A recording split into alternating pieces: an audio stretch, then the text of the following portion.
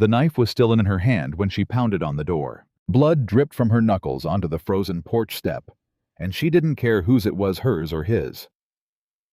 Behind her, somewhere back through the black timber and the falling snow, a man was lying in the road with his throat torn open by her own trembling fingers, and Abigail Carter didn't know if he was breathing or dead. And in that moment, pounding on a stranger's door in the middle of a Wyoming blizzard, she didn't know if she cared. The door opened. A giant of a man filled the frame lamp, raised eyes narrowing at the blood on her hands. "Storm's coming, ma'am," he said low and rough. "Best tell me who's chasing you before I decide whether to shut this door." If you want to see how far this story travels, drop the name of the city you're watching from in the comments below. And if giant cowboys, stubborn women, and second chances are your kind of story, hit subscribe and follow along, because Abigail Carter's story is only just beginning. Elias Boone had not opened his door to a stranger in 4 years. He'd told himself that much as he crossed the porch lamp, swinging in his fist boots, cracking through fresh fallen ice. 4 years since he'd buried his wife and his little girl on the rise behind the barn, and 4 years since he'd let anybody closer to his heart than the cattle he fed each morning. But the pounding hadn't stopped, hadn't slowed, hadn't sounded like the wind playing tricks, and something in a man's bones knew the difference between a loose shutter and a woman about to die on his porch. He hauled the door open, and there she was, soaked through, shaking so hard her teeth clattered. A gash above her eyebrow leaking a thin red line down into the collar of a coat. Too fine for these mountains. Too fine for anybody who belonged out here in the middle of a Wyoming Territory winter. And her hands. Lord, her hands. Red to the wrist. Fingers curled around the bone handle of a hunting knife, like she'd forgotten it was even there. "Ma'am?" His voice came out harder than he meant it. "You gonna tell me why there's blood on you, or am I gonna have to guess?" She didn't answer. Her knees buckled instead, and he caught her before she hit the boards, one arm scooping under her like she weighed nothing at all, which she nearly didn't thin as she was beneath that ruined coat. "I didn't," she managed, voice cracking apart. "I didn't mean he wouldn't stop. He wouldn't." "Easy." He carried her through the door, kicked it shut behind him, with the heel of his boot, the wind screaming its protest outside. "Easy now. Nobody's asking you to explain nothing standing in a doorway." He laid her on the bench near the stove, and the firelight caught her face proper for the first time. And something in his chest went tight and strange, because underneath the blood and the terror, she was young, younger than he'd first thought, maybe 5 and 20, and there was a look in her eyes he recognized because he'd worn it himself once a long time ago, back when grief had first hollowed him out and left him walking around like a man already dead. It was the look of somebody who'd just done something they couldn't take back. "Who's out there?" he asked, crouching, taking the knife gentle from her fingers before she cut herself worse than she already was.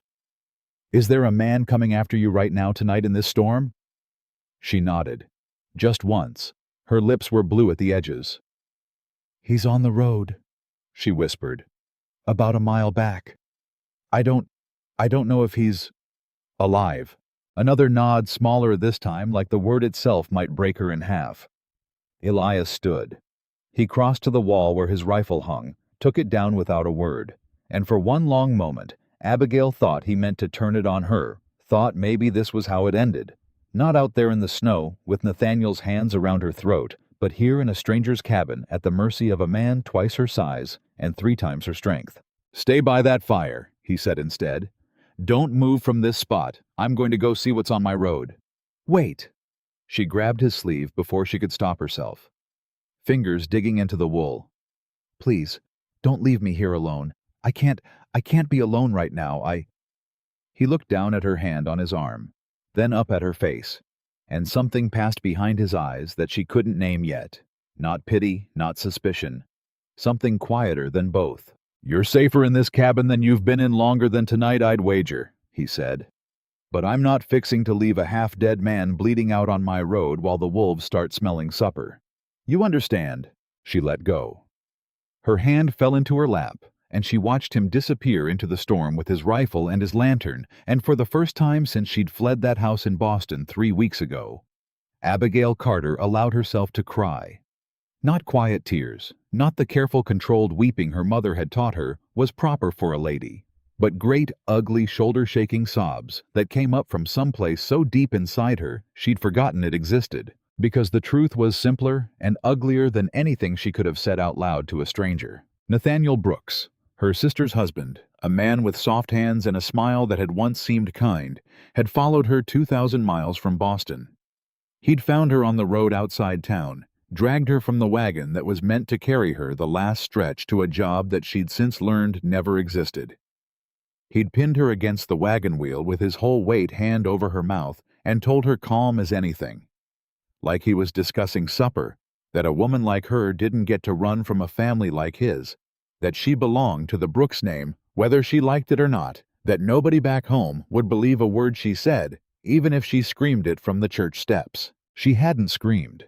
She'd reached into her boot, where she'd kept a blade since the first time he'd cornered her in a Boston hallway 2 years back, and she'd used it. Elias found the man exactly where she'd said face down in the churned snow, breathing shallow, but breathing a wound at his shoulder that had bled plenty but hadn't found anything vital. He crouched beside him, a long moment studying the fine cut of the man's ruined coat, the soft city hands, the kind of face that had never once in its life gone hungry.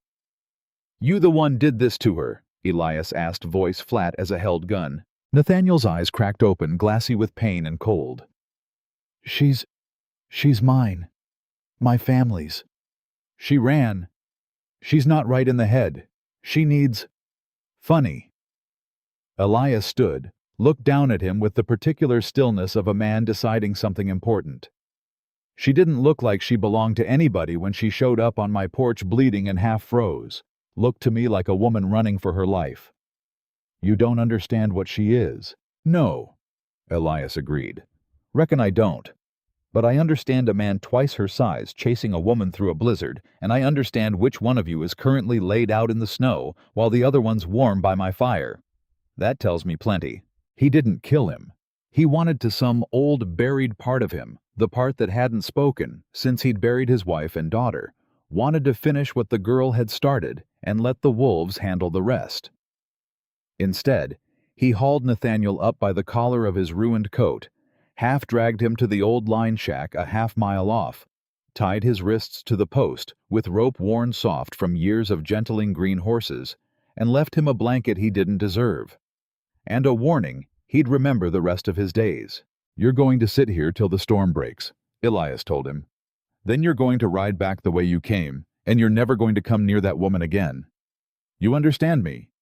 You don't know who my family is, what they can do to a man like you, son." Elias crouched low, close enough that Nathaniel could see there was nothing but calm, terrible certainty in the giant man's eyes. "I buried my wife and my daughter 4 years back. Buried them with my own 2 hands, because there wasn't nobody else out here to help me dig. There ain't a threat you can make that scares a man who's already lost everything worth losing. Now you sit here and you think on that." He left him there shaking, and walked back through the storm with something burning in his chest that he hadn't felt in 4 long years. Not grief, not the familiar gray. Nothing he'd worn like a second skin since the fever took his family. But purpose. Something worth walking fast for. When he came back through his own door, Abigail was still curled on the bench by the fire, knees drawn to her chest, eyes red-rimmed and wide with a fear that hadn't found its bottom yet. "He's alive," Elias said, setting the rifle back on its pegs. "Tied up in my line shack. He won't be bothering you tonight or any night after if he's got the sense God gave a fence post. You should have let him die." The words came out of her flat hollow like she was too tired to be shocked by her own honesty. "I wanted him to die. I wanted—" "Ma'am?" He crossed the room, crouched down so they were eye level, which took some doing given his size. "You listen to me now. Wanting a man dead who put his hands on you don't make you a monster. It makes you a person who fought back. There's a whole world of difference." She looked at him, then really looked, and saw a face weathered by winters she couldn't count.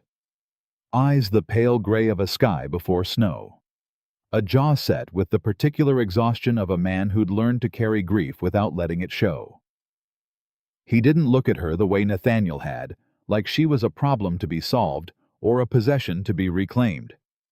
He looked at her like she was simply a person cold and hurting who needed a fire and a blanket and somebody willing to stand between her and the storm. "Why did you help me?" she asked. "You don't know me. You don't know if I'm telling the truth about any of it." "I know what I saw," he said. "A woman bleeding and freezing half to death, and a man chasing her through a blizzard with murder in his eyes. Don't take a genius to work out who needed helping. My name is Abigail." She wasn't sure why she offered it, except that something about his stillness made her want to be known by somebody, even a stranger, even for one night. Abigail Carter, Elias Boone. He rose, crossed to the small kitchen at the back of the cabin, and returned with a blanket rough with age, but clean, draping it over her shaking shoulders, with a gentleness that seemed strange coming from hands so large and scarred. "You're safe under this roof tonight, Miss Carter. Tomorrow, once the storm breaks, we'll sort out what comes next. Tonight, you eat something, you sleep, and you stop looking at that door like it's fixing to come open again." She wanted to believe him. God help her. Some starving, exhausted part of her wanted to believe him more than she'd wanted anything in 3 long weeks of running. "Why would a stranger care what happens to me?" she asked, quieter now, the fight draining out of her voice and leaving something rawer behind. "Everybody else in my life just wanted to use me for something. My father, my sister's husband, even the man who wrote that letter about the job that never existed. Why would you be any different?" Elias was quiet, a long moment, staring into the fire, like the answer was written somewhere in the flames. 4 years back, he said finally, "I had a wife named Sarah and a little girl named Mary, and a fever came through this valley and took them both inside a week. I dug 2 graves on that rise out back with my own hands because there wasn't a soul left out here to help me carry the weight of it. And I told myself after that I was done letting anybody matter enough to hurt me again." He looked at her then, and something in his gray eyes had gone soft and unguarded in a way she suspected didn't happen often.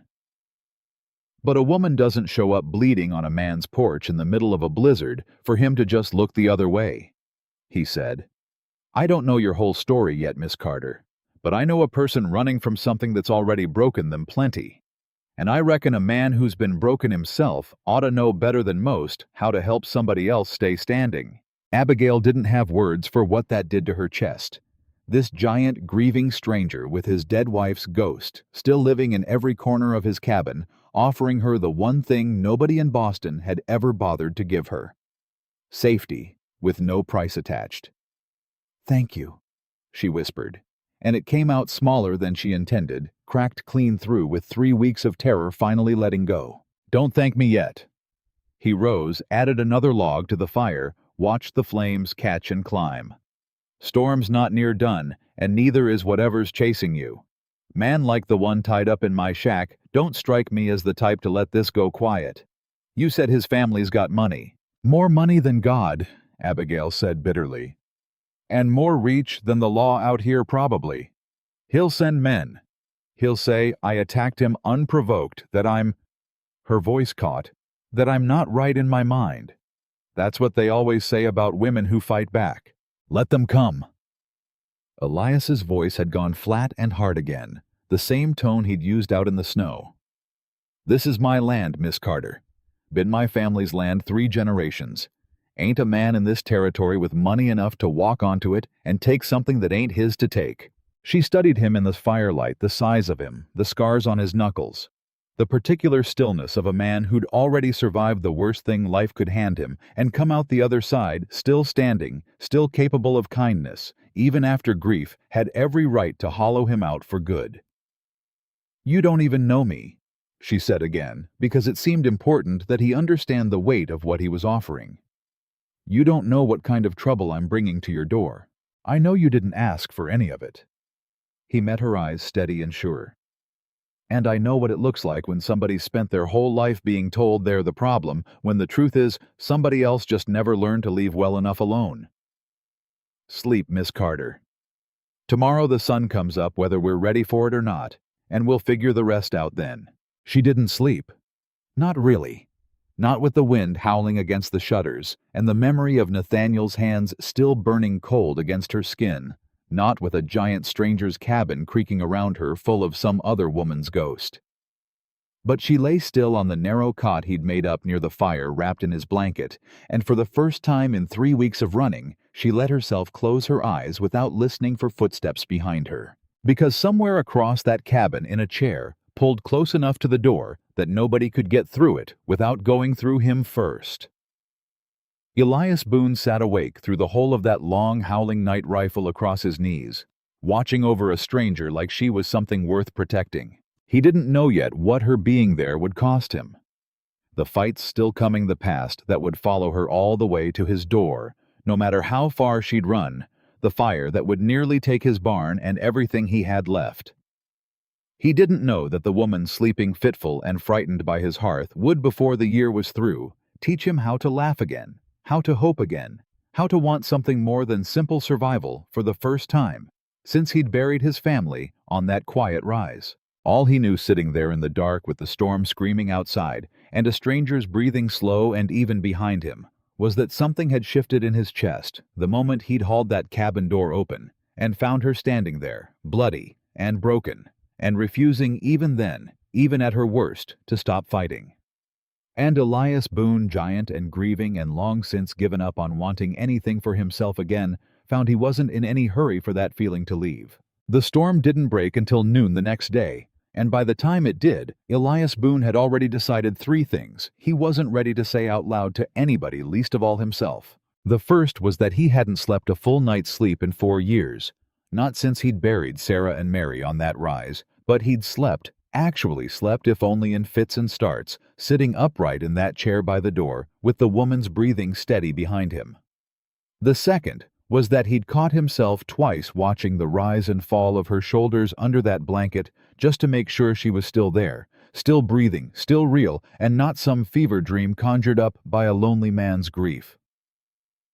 And the third, the one that scared him most, was that some part of him, some small, stubborn, long-buried part, didn't want the storm to break at all, because when it did, she'd have somewhere else to be, and he'd go back to being a man alone in a cabin full of ghosts. He didn't say any of that.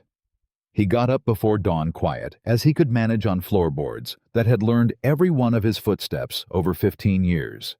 And he went out to check on the cattle and to look in on the man tied up in his line shack, half expecting to find him frozen solid or gone, entirely having chewed through rope with rich boy teeth that had never known real hardship. Nathaniel Brooks was neither dead nor gone. He was exactly where Elias had left him, shivering under a blanket. He clearly resented needing glaring up with the particular fury of a man who had never once in his life been made to feel small. "You can't keep me here," Nathaniel said the moment the door creaked open. "This is kidnapping. This is a federal crime. You understand that my family has lawyers in 3 states. Your family's lawyers ain't much use to you out here, son." Elias set down a tin cup of coffee, black and bitter, close enough for the man to reach with his bound hands, but not so close he could throw it. "Storm's letting up. Come first light tomorrow. You're riding out of this territory, and you're not coming back. She attacked me." Nathaniel's voice cracked with something that might have been genuine outrage, or might have just been a man unused to losing. "She's unstable. Unfit. My wife's family will vouch for the truth of it. That girl's been trouble since the day she was born, and now she's run off into the mountains playing house with some giant of a stranger, and you believe her over me." Elias crouched, slow and deliberate, until he was eye level with the man shivering against the post. "I believe what I saw," he said. "A woman bleeding and half froze, begging me not to leave her alone. And I believe what I'm looking at right now, a man with soft hands and city boots tied up in a line shack because a 110-pound woman put a knife in you before you could finish whatever it was you meant to do to her out on that road. Don't matter what your lawyers say back east. Out here, that story tells itself plain enough. You have no idea what she's capable of." Something ugly flickered behind Nathaniel's eyes, quick as a snake. "No idea what she's already done. Ask her about her mother sometime. Ask her why her own father wanted her gone from that house so bad he arranged the whole Montana position himself just to be rid of her." Elias didn't answer that. He stood collected the empty cup and left the man to sit with his own poison a while longer because some things a man had to learn weren't going to land soft, no matter how gentle you tried to say them. And some men didn't deserve gentle in the first place. Back at the cabin, Abigail was awake when he came through the door, sitting up on the cot, with the blanket still wrapped around her shoulders, watching the fire like she half expected it to go out and take the last of the warmth in the world with it. "He's still there," Elias said before she could ask. "Tied up cold and full of poison, but he ain't going anywhere till the storm clears enough to ride. He'll say things about me." Her voice was flat, resigned, the voice of a woman who'd learned long ago that the story other people told about her mattered more than the truth of what had actually happened. "He'll tell you I'm unstable, that I've always been trouble. That's what they say every time to make sure nobody believes a woman who fights back. He already tried." Elias set a pot of water over the fire movements, economical, unhurried. Didn't take. Something in her chest loosened at that, just slightly, just enough that she noticed the absence of attention she'd been carrying so long she'd forgotten it was there. "Why not?" she asked. "Most people believe the version that comes from money and manners. That's how it's always gone. Most people ain't watched a man chase a woman through a blizzard with murder in his eyes." He glanced at her, something steady and unshakable in his gray gaze. "I don't need him to tell me who you are, Miss Carter. I got eyes. I got 2 ears and half a brain God gave me. That's plenty." She didn't know what to say to that, so she said nothing, and watched him move around the small cabin, with the quiet efficiency of a man who'd learned out of necessity to do everything himself. Stoking the fire, setting water to boil, checking the bandage he'd wrapped around her hand sometime in the night without her even remembering the moment he'd done it. "You did this?"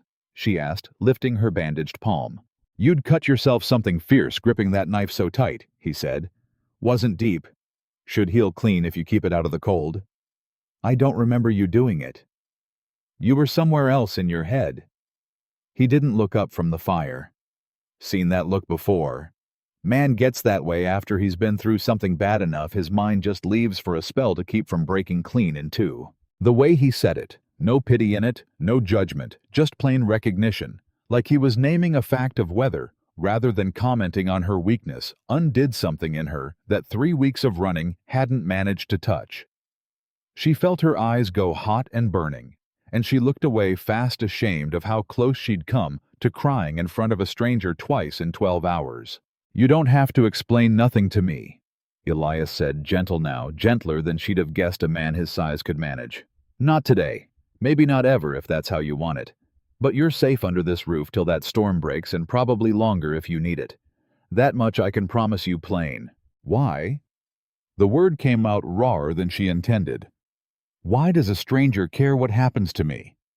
You don't owe me anything. You could have turned me away last night and nobody would have blamed you."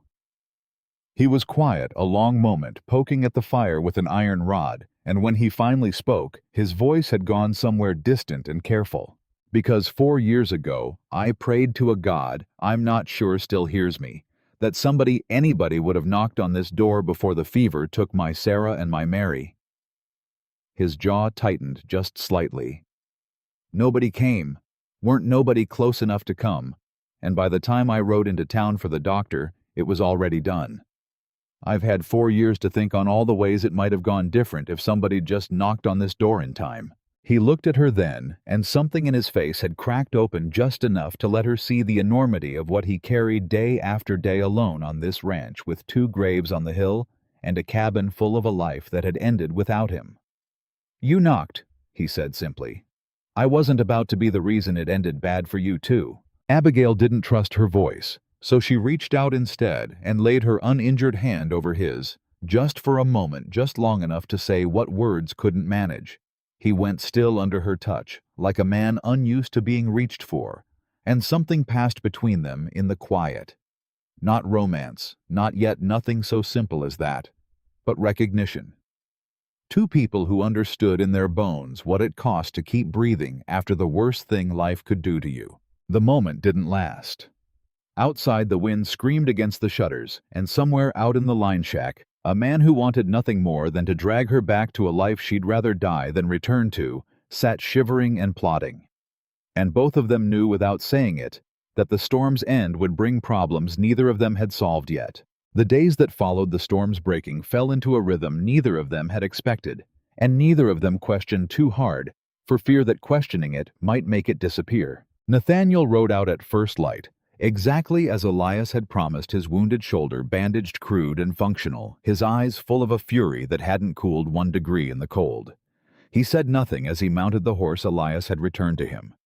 He simply looked at Abigail standing in the cabin doorway, wrapped in a coat 2 sizes too big, and something in his stare promised this wasn't finished. "This isn't over," he said low enough that only she could hear it. "You think you can hide out here forever with your giant and his dead wife's cabin? Father will send someone worse than me." "Then he'll find the same thing you did," Elias said, stepping up beside her before she could answer close enough that his shadow fell over both of them. "A door that don't open easy for men who chase women through blizzards." Nathaniel rode off without another word, and Abigail watched him go, until he was nothing but a dark speck against the endless white, and only then did she let herself breathe. "He meant it," she said quietly. "About sending someone else." "Reckon he did." Elias's voice was matter-of-fact, unbothered, the voice of a man who'd faced worse than an angry rich man's threats. "We'll deal with that when it comes. For now you're safe, and there's cattle buried under 3 feet of snow that need digging out before they freeze solid. You any good with a shovel, Miss Carter?" It was, she realized later, the first time anyone had asked her to be useful, rather than decorative, in longer than she could remember, and something in her chest lifted at the invitation. "I've never held a shovel in my life," she admitted. "Well." A ghost of something almost like a smile touched the corner of his mouth, the first she'd seen from him. "Reckon today's as good a day as any to learn." That first week became a blur of small, grueling labors that left Abigail's hands blistered and her back aching in ways her sheltered Boston upbringing had never prepared her for. And yet she found herself for the first time in years sleeping through the night without nightmares clawing her awake. She learned to dig cattle from snowdrifts, learned the particular ache of hauling water up from the frozen creek, learned the way Elias worked from before dawn until well past dark without complaint. Like rest was a luxury he'd decided he no longer deserved.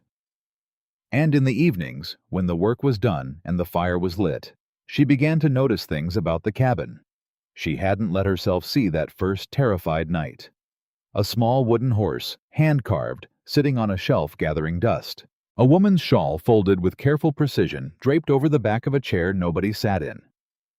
A dress, a wedding dress, simple cotton lace wrapped in paper and tucked into a trunk she'd stumbled upon while searching for extra blankets preserved like a held breath. She didn't ask about any of it. Something in her understood without being told that these were not things to be touched with. Questions only respected with silence. And so, she simply began quietly to clean around them, to dust the small wooden horse without moving it from its place, to leave the shawl exactly as it had been left. It was 3 days before Elias noticed what she was doing, and when he did, he stood in the cabin doorway a long moment watching her carefully wipe down a shelf without disturbing a single item on it. And something in his throat went tight. "You don't have to be so careful with everything," he said finally. "It's just dust and old wood." "It's not just dust and old wood," she said, not looking up. "It's Mary's horse, and that's Sarah's shawl. I don't need you to tell me that to know it matters." He didn't answer right away. When he did, his voice had gone rough in a way she hadn't heard from him yet. "I haven't moved a single thing in this cabin in 4 years," he admitted. "Not one item. Some mornings I wake up and for half a second I forget, and I think I hear Mary laughing out back, and then I remember, and it's like losing them all over again." "You don't have to explain that to me either," Abigail said softly, echoing his own words back to him. "But if it helps any, I think it's a fine thing keeping their memory close like this. I think Sarah and Mary would be glad to know somebody still tends this place with them in mind." Elias crossed the cabin slowly and stood beside her at the shelf looking down at the small wooden horse like he was seeing it fresh for the first time in years. "I carved that for her 5th birthday," he said. Never got to give it to her. Fever took her 3 days before." The rawness in his voice was more than Abigail could bear silently. She reached out, not toward him this time, but toward the little horse, and lifted it with careful, reverent hands, turning it in the firelight so the crude, loving carving caught the glow. "It's beautiful," she said. She would have loved it. Something broke loose in Elias Boone that evening, some dam he'd built 4 years ago, and reinforced every single day since, and for the first time since he'd buried his family on that quiet rise, he told a stranger everything. The fever that had come through in 3 brutal days. Sarah's hand in his as she went quiet and afraid, despite trying so hard not to show it. Mary, only 5 years old, asking him through cracked lips if Papa could make the hurting stop, and him having no answer, no power, nothing but his own useless hands, and a God who didn't seem to be listening. Abigail didn't interrupt. She didn't offer empty comfort or platitudes about heaven or time healing wounds. She simply sat with him close enough that their shoulders touched and let him speak until there was nothing left to say. And when he finally fell silent, exhausted, and hollowed out by the telling, she took his large calloused hand in both of hers and held it, saying nothing at all, because some grief didn't need words. It only needed a witness. "I haven't told anybody that," Elias said eventually, his voice thick. "Not the whole of it. Not like that." "I'm glad you told me," Abigail said. "I know what it costs to carry something like that alone. I've been carrying my own weight alone for longer than I care to admit." "Tell me," he said, and it wasn't a demand.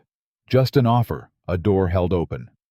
The same way she'd found his cabin door open to her that first terrible night.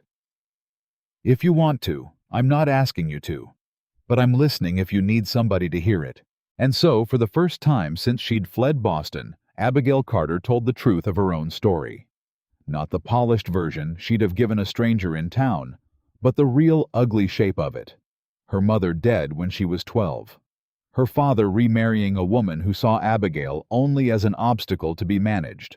Her older sister married off young to Nathaniel Brooks, a man everyone praised as respectable and industrious, and Abigail herself growing up in that same house, watching Nathaniel's eyes follow her in ways that made her skin crawl long before he ever laid a hand on her. The first time had been in a hallway 2 years back, quick and violent and over before she'd even understood what was happening. She'd told her father. Her father had told her she was mistaken, that she must have misunderstood that a man of Nathaniel's standing didn't behave that way, and besides, think of the scandal, think of her sister, think of the family name. The second time had been worse. And when she'd threatened finally to go to the authorities regardless of what it cost the family, her father had arranged the Montana position within a week. Not to protect her. She understood now, but to remove the problem, to send the inconvenient, troublesome daughter somewhere far enough away that her accusations couldn't touch the family's reputation. "There was no job waiting for me," she said, staring into the fire, her voice hollowed out by the telling. "I understand that now. My father probably knew that too. He didn't care where I ended up, so long as I was somewhere far away and quiet about it." "And Nathaniel followed you anyway?" Elias said, something dangerous simmering beneath the calm of his voice. "He said I belonged to the family, that I couldn't just run off and embarrass them, that nobody would believe me even if I told the whole territory what he'd done." Her hands trembled in her lap. "He's probably right. Men like him always win in the end. They have the money, the lawyers, the good name. Women like me just have to survive it and stay quiet." "Not out here," Elias said, and something in his voice made her look up. "Out here, a man's word don't mean much more than his actions prove it does. And I saw his actions plain enough, chasing you through a blizzard with murder in his eyes. That tells the whole territory everything it needs to know about which one of you is telling the truth." They sat together a long while after that, the fire burning low, two broken people who'd each, for the first time in years, let another person see the full shape of their wounds. And something had shifted between them, in the telling. Some wall come down, some door left open, that neither of them that night tried to close again. The following weeks brought a rhythm neither of them named out loud, but both of them settled into with something like relief. Abigail rose early with Elias, learned to feed the cattle and mend fence and haul wood. Her Boston softness giving way slowly to something tougher, more capable, more herself than she'd ever been allowed to be in a house that only valued her for how quiet and pliant she could remain. In the evenings, she began teaching him the bookkeeping skills her father had grudgingly allowed her to learn as a girl's skills. He'd considered a harmless hobby for a daughter. He didn't much know what else to do with, never imagining she'd use them for anything beyond managing a future husband's household accounts. Elias's ranch records, she discovered, were a disaster of scrawled notes and half-remembered figures, and within a week, she'd organized 4 years of neglected ledgers into something coherent, something that revealed buried in the numbers a debt to the local bank that had grown far larger than Elias had realized. "This can't be right," Elias said, staring at the figures she'd laid out for him one evening, his brow furrowed with a concern she hadn't seen from him before. "I've been paying that note every season regular as clockwork." "According to these old receipts you have," Abigail said, laying 2 documents side by side. "But look at the interest calculations here compared to what your original note specified. Somebody's been adjusting the terms. Every payment you make, the principal barely moves. Banker's been doing my books wrong, or doing them exactly right for himself." Abigail's finger traced the discrepancy, her voice sharpening with the particular focus she brought to numbers, the one place in her life nobody had ever managed to make her doubt herself. "This isn't a mistake, Elias. Mistakes are random. This is consistent, every single entry always in the bank's favor by the same suspicious margin. Somebody set this up deliberately." Elias sat back, jaw tight. "Marcus Whitfield," he said. "Only bank in 3 counties. Man's had his hand in every rancher's business since before I was born. Has anyone else lost land to bank debt recently? The Hendersons 2 winters back, the Coopers before that. Always seems like it happens right when a family's most stretched, thin, bad calving season, sick livestock something." Elias's eyes had gone hard, calculating in a way that told Abigail she'd stumbled onto something bigger than a single dishonest ledger. "Never thought much of it before. Ranching's hard. Families go under all the time out here. Or families go under because somebody's making sure they do," Abigail said quietly. "So the bank can foreclose and sell that land on to somebody with deeper pockets. I've seen this pattern before, Elias. Not exactly this, but the shape of it. Powerful men manipulating numbers because they know most people never look close enough to catch it."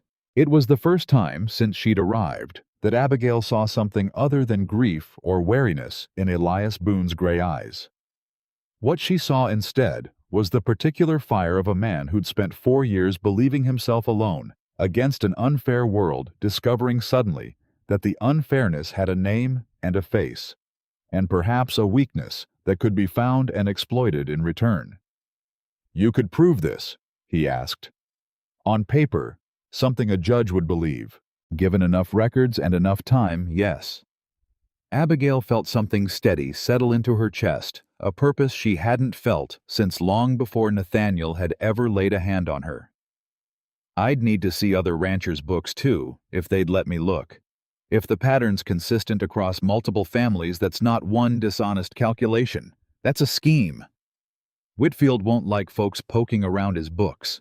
"Whitfield doesn't get a say in it," Abigail said, and something in the flat certainty of her voice made Elias look at her with an expression she couldn't quite name, something between admiration and surprise, like he was seeing for the first time the full shape of the woman who'd collapsed bleeding on his porch weeks before. That admiration deepened into something else entirely 3 weeks later, when a supply run into the nearest town forced a decision neither of them had anticipated. The town, a scattering of clapboard buildings clustered around a muddy main street, boasting a general store, a saloon, a small church, and Marcus Whitfield's bank, sitting prominent and self-important at the corner, had never much cared for Elias Boone's business beyond what commerce required. 4 years of grief-soaked isolation had earned him a reputation as strange, unfriendly, a man best left alone, and the townsfolk who turned to stare as his wagon rolled down the main street weren't staring at him alone this time. They were staring at Abigail. "Who's that with Boone?" The whisper carried easy enough for both of them to hear as they passed the general store's porch, 2 women in bonnets pausing mid-conversation to watch the wagon roll by. "Never seen her before. Boston clothes, or I'm no judge of fashion. Probably one of them mail-order women." The other replied, not bothering to lower her voice much further. Heard tell there's more of them showing up out here every season running from something back east, most like. Wonder what she's running from. Abigail felt her spine go rigid, old habits of shame rising fast and automatic. The particular flinch of a woman who'd spent her whole life being talked about rather than talked to. Beside her, she felt Elias go still, as well his jaw tight, and before she could stop him, before she could think of some way to smooth over the moment with polite deflection, he spoke. "This is my sister-in-law, Miss Abigail," Elias said loud enough to carry the words coming out before he'd fully decided to say them. "Come to help settle my late wife's family affairs. She'll be staying at the ranch a spell, so I expect she'll be seeing plenty of you all in town." The lie landed clean and simple in the cold air, and Abigail felt her heart stutter, not from fear, but from something like relief so sharp it nearly stole her breath. Sister-in-law, a respectable connection, a reason for her presence that closed the door on gossip before it could fully open. "Sister-in-law," she murmured once they were out of earshot, steering the wagon toward the general store. "You didn't have to say that. Would you rather they thought you were some woman I picked up off the road?" Elias's voice was gruffer than usual, and she thought though she couldn't be certain that his ears had gone faintly red beneath his hat. "Folks talk plenty out here. Better they talk about a respectable arrangement than start speculating on something that'll follow you the rest of your days in this territory." "Thank you," she said softly, "for thinking of that." "Wasn't thinking much of anything," he admitted. "Just came out." But it hadn't just come out, not really, and both of them knew it, even if neither was ready to say so plainly.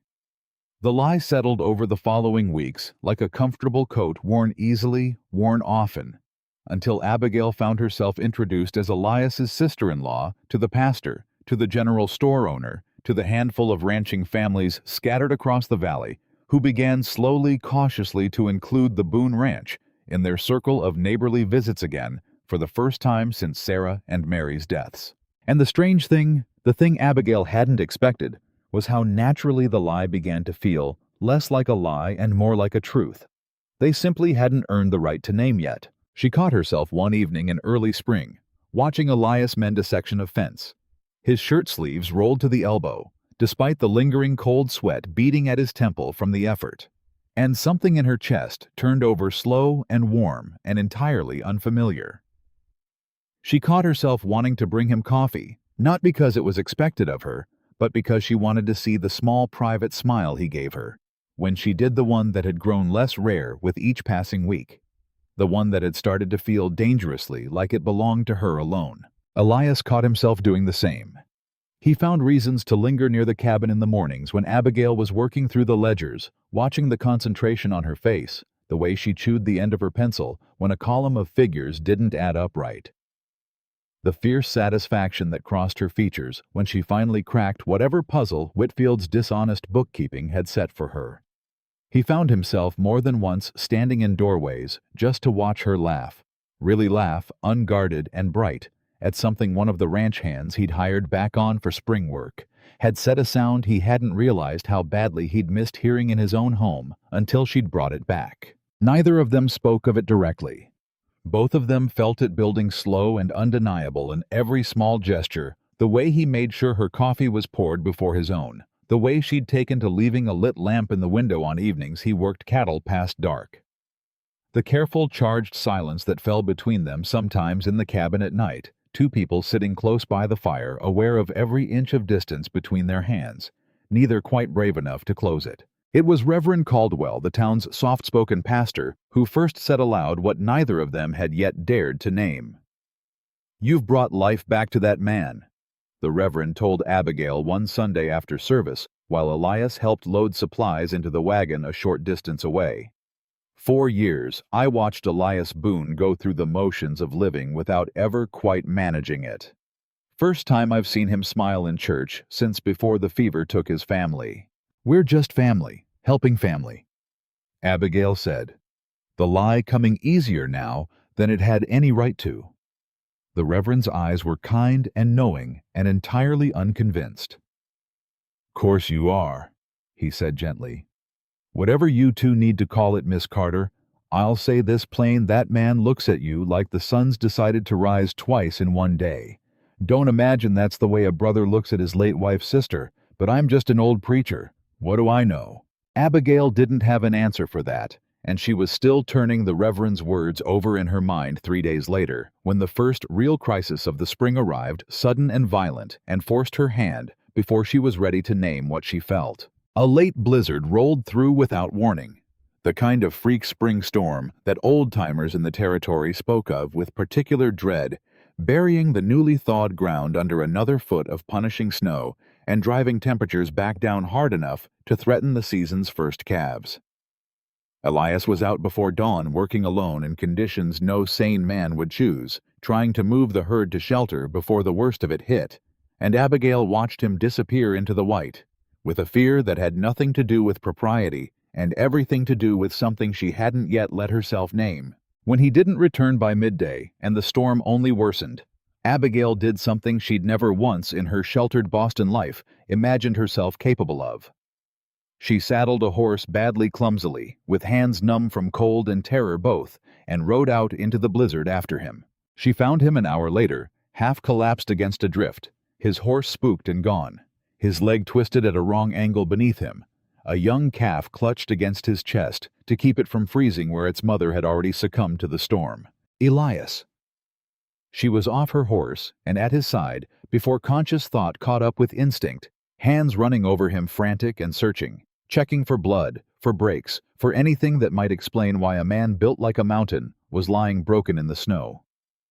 "Elias, can you hear me?"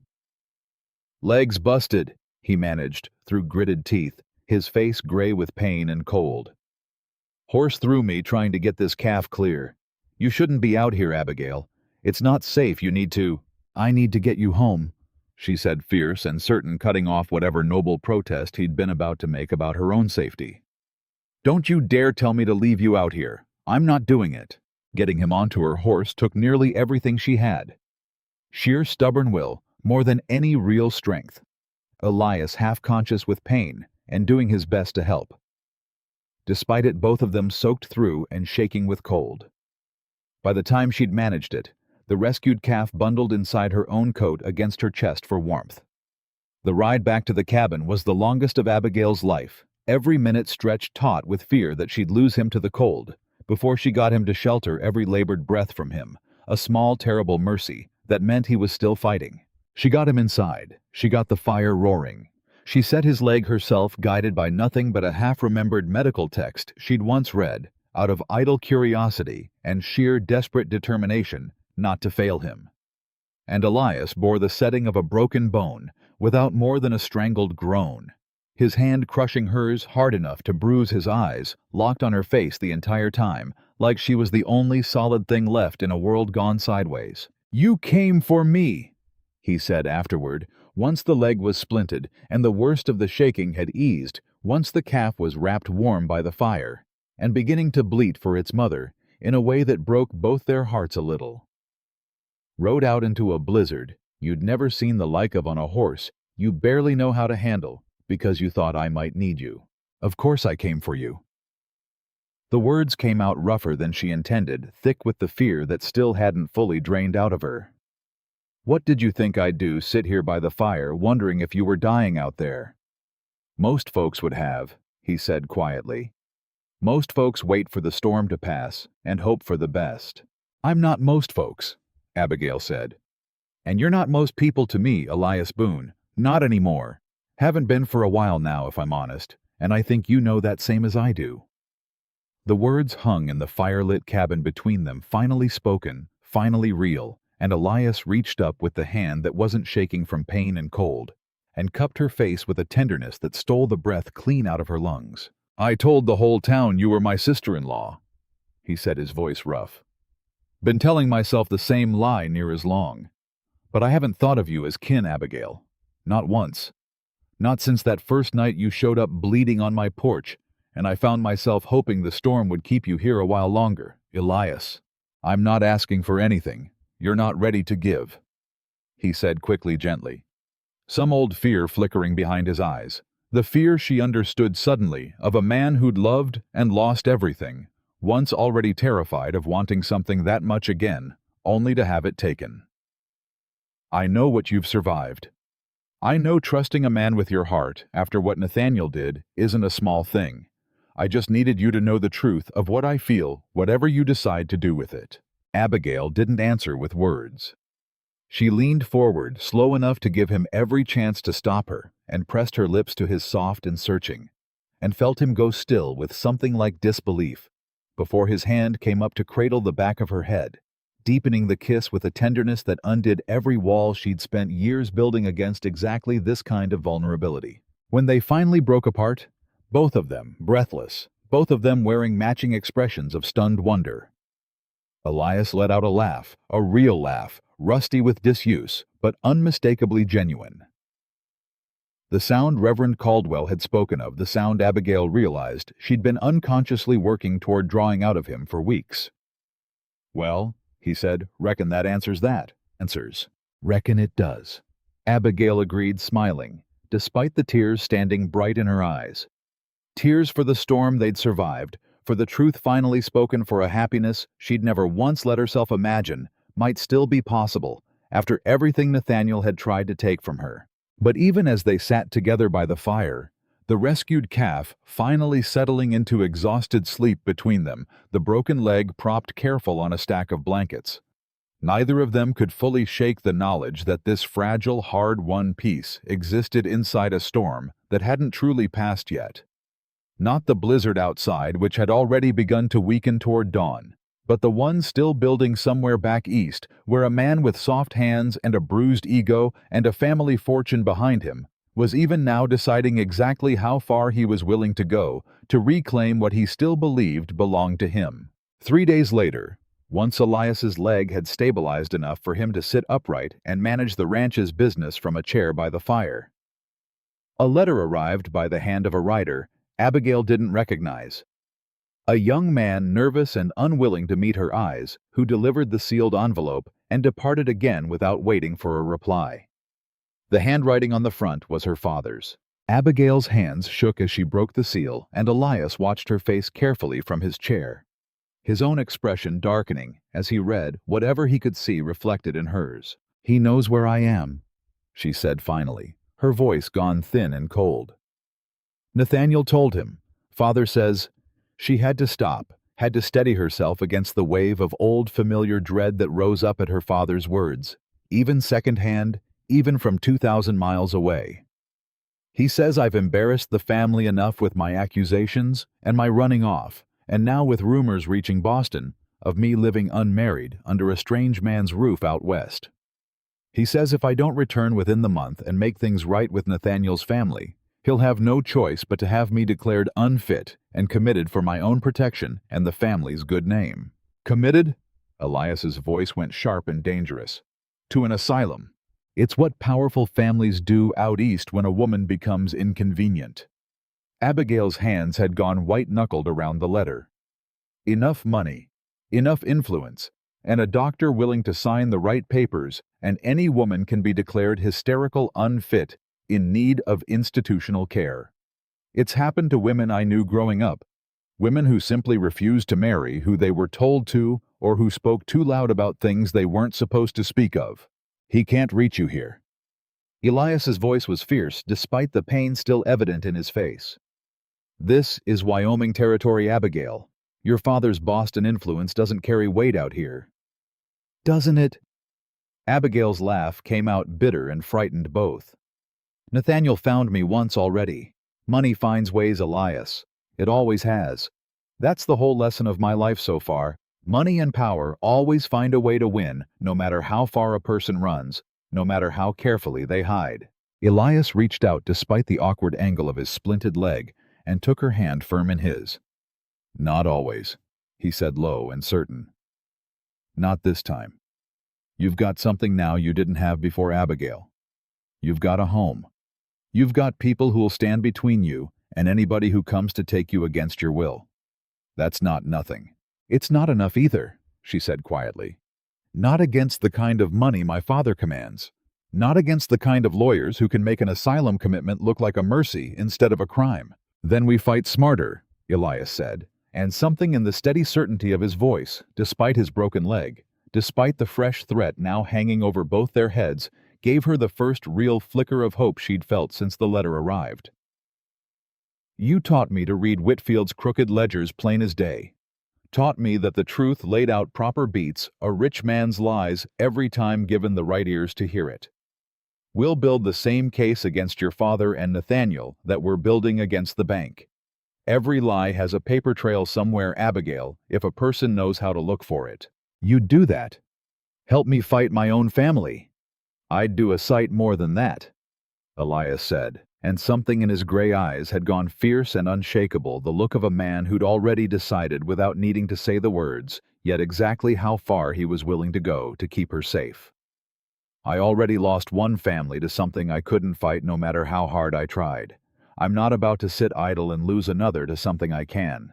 Outside, the last of the freak spring storm finally broke, sunlight breaking weak but persistent through clearing clouds glinting off snow that would within days begin its slow retreat back into the mountain soil. Inside the cabin, two people who'd each been broken by people who were supposed to love them sat together by the fire hands, joined a rescued calf, sleeping peaceful between them, and understood, without needing to say it aloud, that whatever storm was still building back east, whatever Nathaniel Brooks and Abigail's father were even now conspiring to send their way, they would face it together. But neither of them yet understood how close that storm truly was, or how much it would take from them before it finally broke the fire that would consume Elias's barn in the dead of night. The fraudulent papers Marcus Whitfield and Nathaniel Brooks would forge together, in a desperate, greedy alliance, to seize the ranch out from under them, both the terrible night still coming, when Abigail would collapse in the snow-turned mud yard, injured and broken, and finally forced to speak aloud every secret shame Nathaniel had spent years teaching her to carry silent. That reckoning was still weeks away.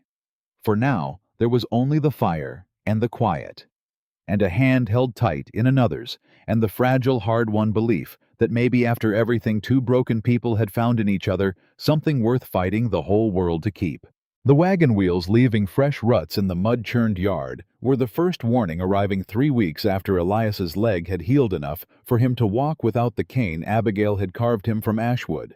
And the man who climbed down from that wagon wore a coat too fine for ranch country, and a smile that made Abigail's blood run cold before he'd even spoken a word. Nathaniel. His name came out of her like a curse, like a wound reopening. Abigail.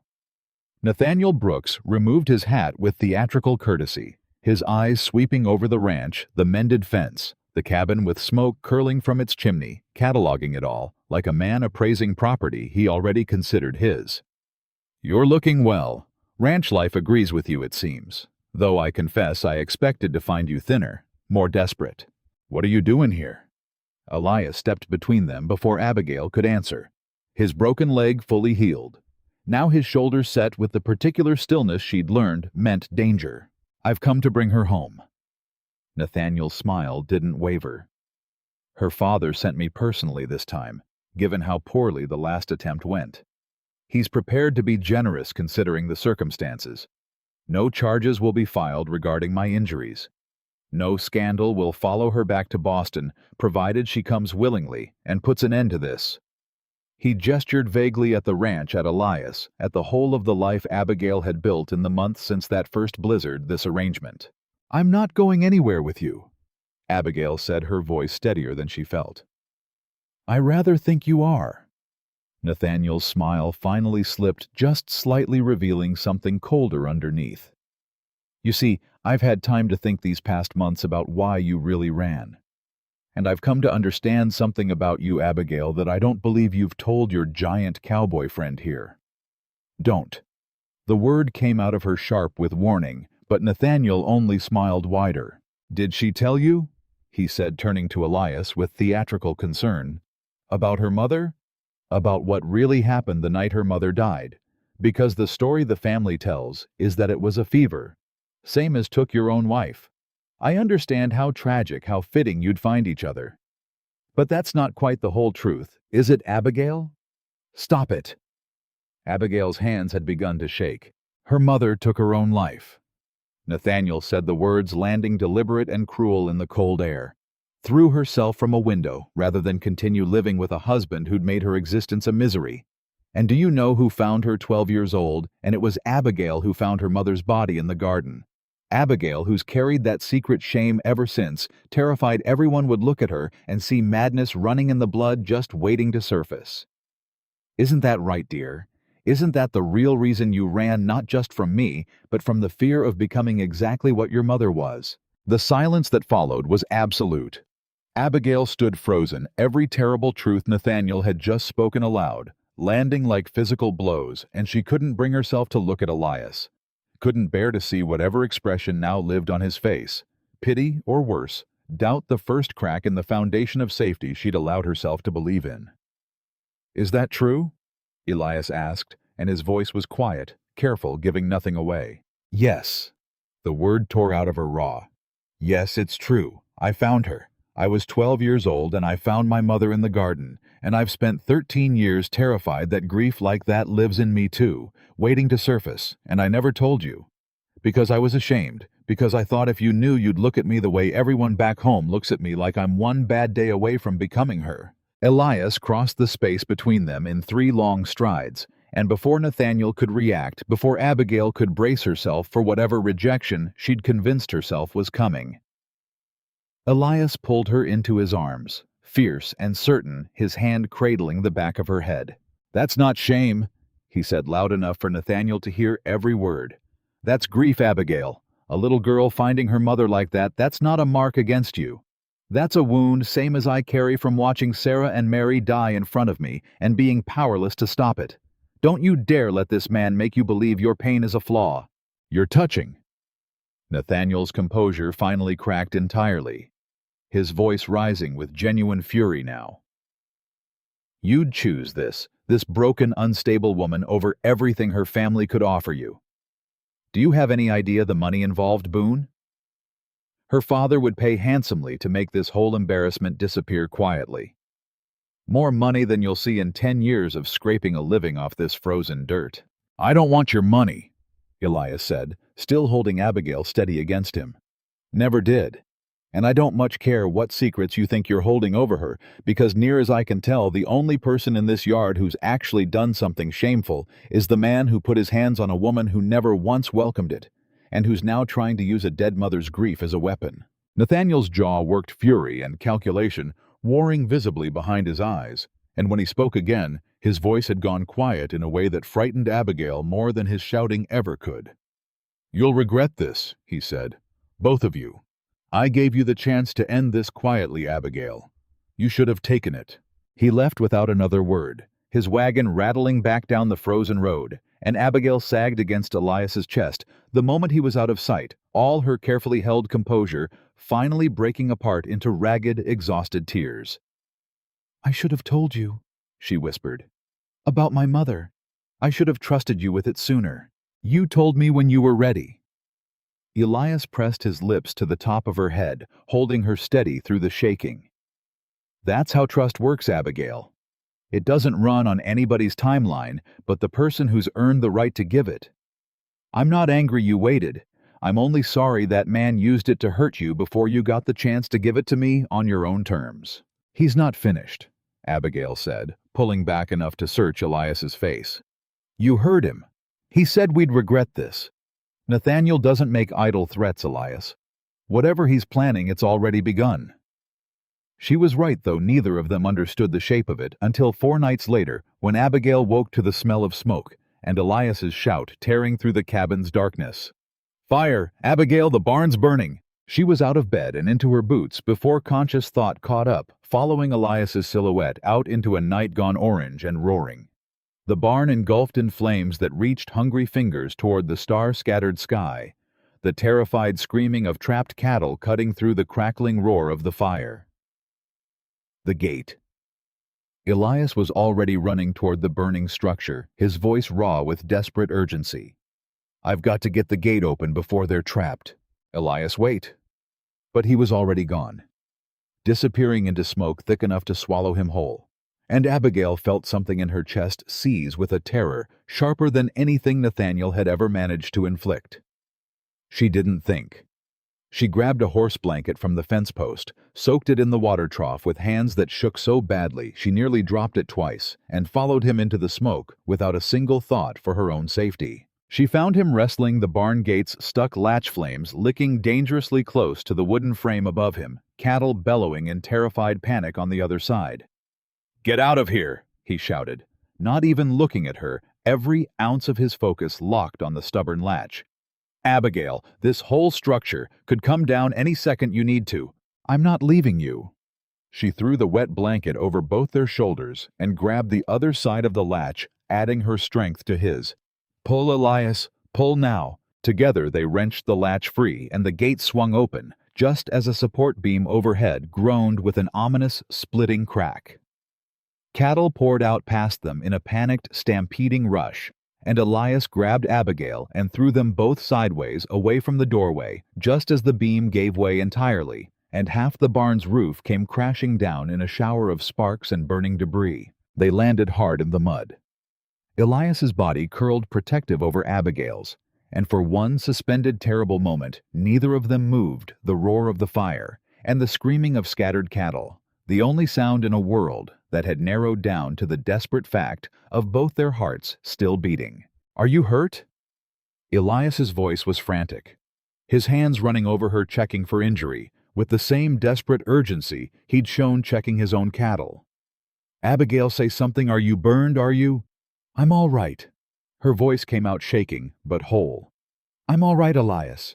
Are you?" She didn't finish the question because in the flickering firelight, she'd caught sight of blood, a gash along his forearm, deep and freely bleeding, torn open by falling debris. He hadn't even seemed to notice in the chaos. "You're hurt." She was already tearing a strip from her nightdress, wrapping it tight around the wound, with hands that had learned in the months since that first blizzard exactly how to move fast and steady in a crisis. "This needs proper tending. Elias, this is deep. Barn's more important right now," he said, trying to rise, wincing at the movement. "The barn is gone," Abigail said, gentler, now looking past him at the collapsed, still-burning structure that had 20 minutes earlier represented years of accumulated work and careful husbandry. "There's nothing left to save there, Elias. What's left to save is you, and I'm not letting you bleed out in the mud arguing with me about it." By the time the fire burned itself out toward dawn, the barn was nothing but smoking, blackened ruins, and the scattered cattle had been rounded up into a temporary pen, fashioned hasty from spare fence rail, and Elias sat in the cabin with his arm properly bandaged, staring into a mug of coffee gone cold in his hands. Exhaustion and grief and fury warring visibly across his weathered features. "This wasn't an accident," he said finally. "Barn stood solid 15 years. Doesn't just catch fire on its own in the dead of night, not with the fires banked proper and nothing left burning. You think Nathaniel did this. I think Nathaniel doesn't have the first idea how to set a proper fire out here without burning himself in the attempt." Elias's jaw was tight. "But I think Nathaniel's got money, and money buys men who do know how. Same as I'd wager money's what's been fixing Whitfield's ledgers all these years to squeeze ranchers dry." Something cold and certain settled into Abigail's chest. At that, a suspicion that had been building for weeks, finally crystallizing into something she couldn't ignore any longer. "Elias," she said slowly, "what if this isn't two separate problems? What if Nathaniel and Whitfield aren't working against you from two different directions, but the same direction entirely?" Elias looked up sharply. "Explain." "Whitfield's been slowly bleeding ranchers dry with fraudulent interest calculations for years, forcing families into foreclosure when they're most vulnerable. That takes patience, and it takes a reason to want specific land badly enough to risk the scheme in the first place." Abigail's mind was working fast now, the same fierce focus she brought to untangling dishonest ledgers, now turning toward a larger, darker puzzle. What if somebody's been financing Whitfield's operation? Somebody with deep pockets and a reason to want ranch land in this particular valley. "The railroad," Elias said slowly, understanding dawning dark and cold across his face. "There's been talk for 2 years now of a spur line coming through this valley, eventually connecting up to the main eastern route. Land along that route would be worth a fortune to whoever controls it before the railroad company starts buying. And Nathaniel's family, Abigail said, her voice going tight with the horror of realization, made their fortune in railroad investment. That's precisely how they know the Whitfield family. I remember hearing it mentioned once years ago. Some business connection between my brother-in-law's family and a banking associate out west. I never thought anything of it at the time, but it's not a coincidence, Elias finished grimly. Nathaniel didn't just follow you out here for pride's sake, or even for whatever twisted claim he thinks he's got on you. He followed you to a ranch, sitting on land his own family's already been quietly trying to acquire through Whitfield's fraud scheme. Finding you here was a gift he wasn't fixing to waste. The pieces clicked together with sickening clarity, and Abigail felt the full weight of it settle over her. Not just Nathaniel's cruelty, not just her father's cold dismissal, but a scheme far larger and more calculated than either of them had understood. One that had been quietly destroying ranching families across the valley for years, all in service of a fortune that would only grow larger once the railroad finally came through. "We need proof," she said. "Real proof, not just a theory built on coincidence and suspicion. If we can show a judge the connection between Whitfield's fraud and Nathaniel's family's railroad investments, we don't just save your ranch, Elias.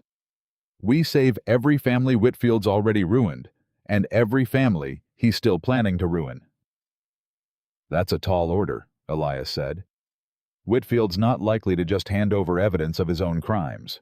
"No," Abigail agreed, something fierce and unshakable settling into her voice, the same steady certainty that had carried her through a blizzard on horseback to save him once already. "But I've spent months learning exactly how that man's ledgers work, Elias. If the proof exists anywhere, it exists in numbers he's too arrogant to think anybody clever enough to catch would ever look closely at. And I am exactly clever enough." The following days brought a flurry of careful, dangerous work conducted mostly under cover of ordinary ranch business to avoid drawing suspicion. Abigail began visiting the handful of ranching families who'd lost land to Whitfield's foreclosures over the past several years, gently, patiently drawing out their stories, comparing old receipts and payment records that most of them had kept out of simple habit, never realizing the numbers told a story of deliberate theft rather than honest misfortune. The Hendersons, who'd lost their land 2 winters back, still had every payment receipt Whitfield's bank had ever issued them preserved in an old cigar box out of nothing more than habitual carefulness. The Coopers, similarly ruined the year before, that had kept their correspondence with the bank letters that laid alongside Elias's own records, revealed an identical pattern of interest recalculation, always adjusted in the bank's favor by suspiciously consistent margins. "It's the same scheme every time," Abigail told Elias one evening, spreading the accumulated documents across the cabin table, months of patient investigation, finally converging into something undeniable. "Same pattern, same timing, always right when a family's most vulnerable, a bad season, or sick livestock forcing them to miss a payment. And that's when Whitfield strikes recalculating the whole note against them." "That's 4 families now," Elias said, studying the documents grimly. 4 ranches gone to a fraud scheme dressed up as honest banking. That's a fortune in stolen land. And every acre of it sits directly along the surveyed route for the proposed railroad spur," Abigail added, laying a rough map she'd sketched from public survey records over the documents. "This isn't random theft, Elias. This is a calculated land grab timed perfectly to have the whole valley's best acreage consolidated under Whitfield's control right before the railroad company comes calling with an offer that'll make somebody very, very rich. Somebody like Nathaniel's family. Somebody exactly like Nathaniel's family," Abigail confirmed. "We just need to prove the money trail connects them directly to Whitfield, not just the pattern of fraud itself."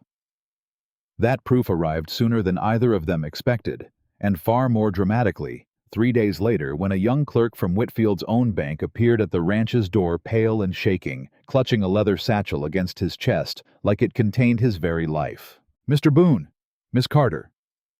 The young man, introduced hastily as Thomas Riley, barely 20 years old, with the wide, frightened eyes of somebody who'd stumbled into something far bigger than he'd bargained for, stood trembling on the porch. "I need to speak with you both, please. I don't have much time before Mr. Whitfield realizes I'm gone." "Come in," Elias said, ushering him inside with careful urgency. "What's happened, son?" "I've worked for Mr. Whitfield 3 years now," Thomas began, his hands shaking so badly he could barely hold the satchel steady. "Good, honest work, or so I thought until about a year back, when he started having me copy certain documents, correspondence between himself and a Boston investment firm. Letters discussing land acquisition along a proposed railroad route. I didn't think much of it at first. Just paperwork, I figured." "And now?" Abigail prompted gently. "Last week I overheard Mr. Whitfield speaking with a man who arrived by private coach, a man dressed finer than anybody I've ever seen out this way, talking about a fire, about a ranch that needed to change hands, quiet before the survey crews arrived next month." Thomas's voice cracked. "I recognized the man's name when Mr. Whitfield used it. Nathaniel Brooks. And I recognized your ranch's name too. Mr. Boone, because I'd seen it written on documents Whitfield had me copy just last month, calculations showing your note recalculated in a way that don't square with the terms you originally signed." He opened the satchel with trembling hands, revealing a thick stack of papers, copies of correspondence, ledger entries, contracts bearing both Whitfield's and Nathaniel Brooks's signatures, laying bare in black and white ink the entire scope of the conspiracy Abigail and Elias had only theorized about days before.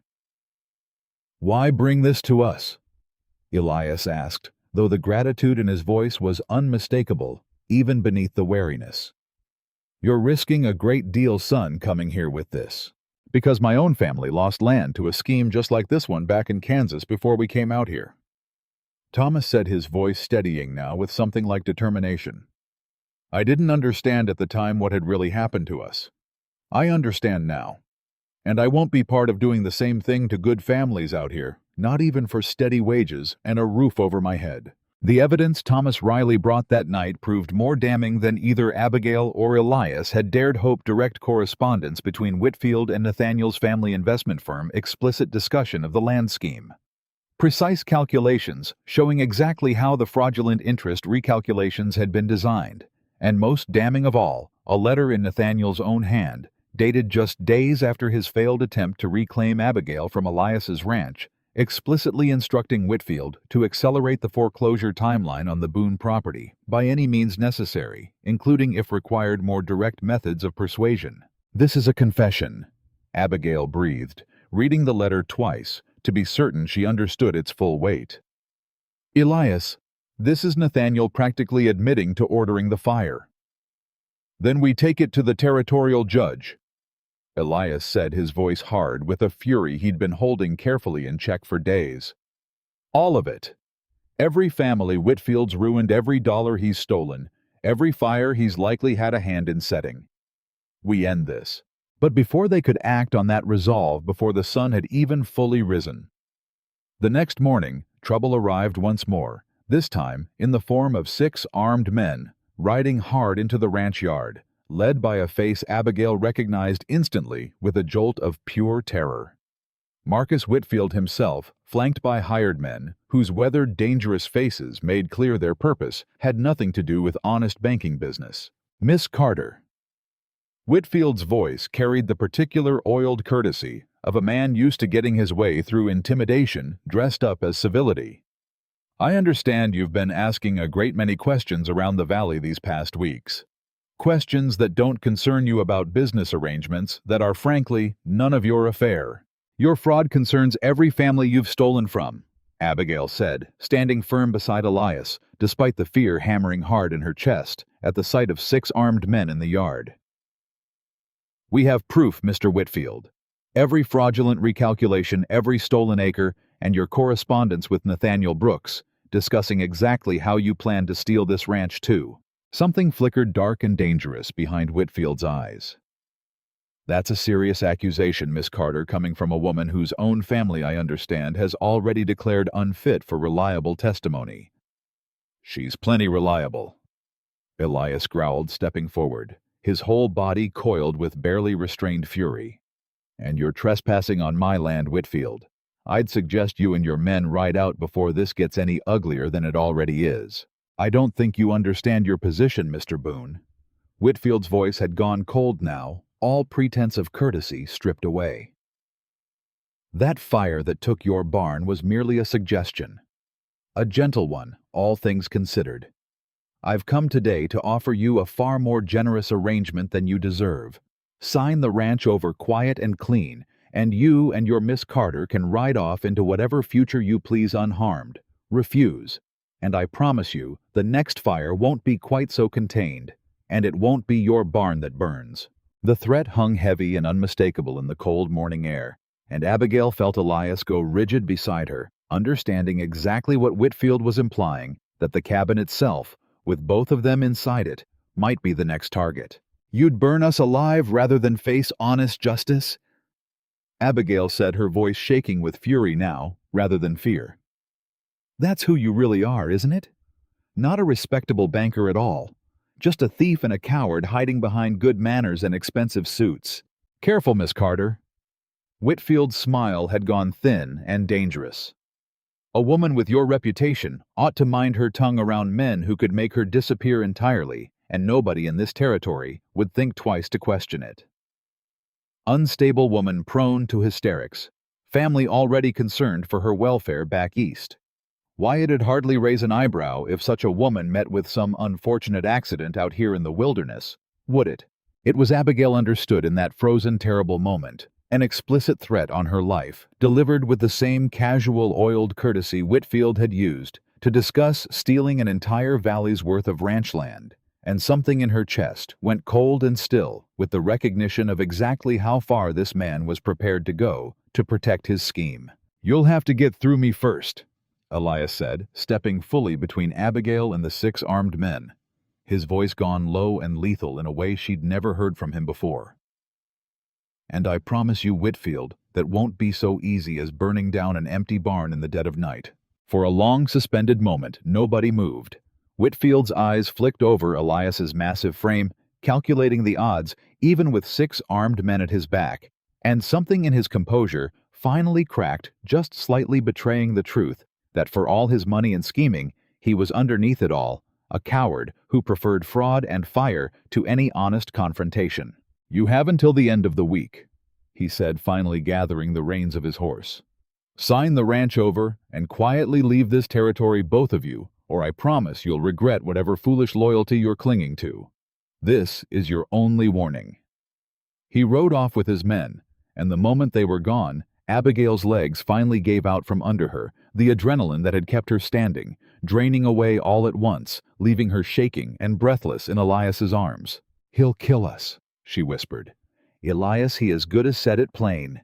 He'll burn this cabin down with us in it if we don't give him what he wants." "Then we don't give him the chance," Elias said, holding her steady, his voice grim but unshaken. "We move faster than he expects. We take everything Thomas brought us, every ledger, every letter, straight to the territorial judge tomorrow before Whitfield has time to cover his tracks or make good on his threat." "The judge is 2 days' ride from here," Abigail said. "Whitfield could strike before we even reach him."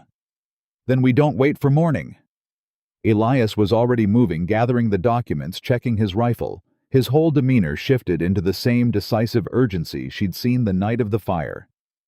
"We ride tonight under cover of dark, and we don't stop till we reach the judge's chambers." The ride that followed was the most harrowing of Abigail's life, worse even than the desperate flight from Boston months before, hours spent pushing exhausted horses through moonlit terrain, every sound in the darkness setting both their nerves screaming with the fear that Whitfield's men had anticipated their move and lay waiting in ambush along the trail. They reached the territorial judge's modest chambers just past dawn, exhausted, filthy, and shaking with a combination of fear and desperate hope. And Judge Harlan Voss, an older man with sharp assessing eyes and a reputation, Elias had assured her, along the ride for being incorruptible, in a territory where corruption often ran deep, listened to their entire story without interruption, examining every document Thomas Riley had risked his life to provide, with the careful, methodical attention of a man who understood exactly the weight of what he was being shown. "This is damning evidence," Judge Voss said, finally setting down the last of the letters, his expression grave. "If even half of what these documents suggest proves out under formal investigation, We're looking at fraud on a scale I haven't seen in this territory in 20 years of holding this bench. Land theft, arson, and quite possibly conspiracy to commit murder, given the direct threat you've just described against your lives. Will you act on it? Elias asked, his voice tight with the exhaustion of a night spent racing against time and terror both. I'll issue a warrant for Marcus Whitfield's arrest immediately, Judge Voss said. And I'll send word requesting territorial marshals to accompany the arrest given the armed men you've described in his employ. As for Mr. Brooks, the judge's expression darkened further. His connection through correspondence is damning, but he's a Boston resident outside my direct jurisdiction. I can, however, forward this evidence to federal authorities given the interstate nature of the fraud involved, and I suspect once this scheme unravels publicly, his family's business associates will be far less forgiving of the scandal than his father-in-law's connections have managed to protect Miss Carter's reputation from public scrutiny. It was, Abigail understood, with a wave of dizzying relief, the first time in her entire ordeal, that somebody in a position of real authority had looked at the evidence, looked at her, and simply believed the truth of what had happened, without demanding she first prove her own sanity or respectability before her word could be trusted. "Thank you," she said, her voice breaking with the release of months of accumulated fear finally beginning cautiously to ease. "You have no idea what this means, Judge Voss. To finally be believed." "I believe the evidence, Miss Carter," the judge said not unkindly.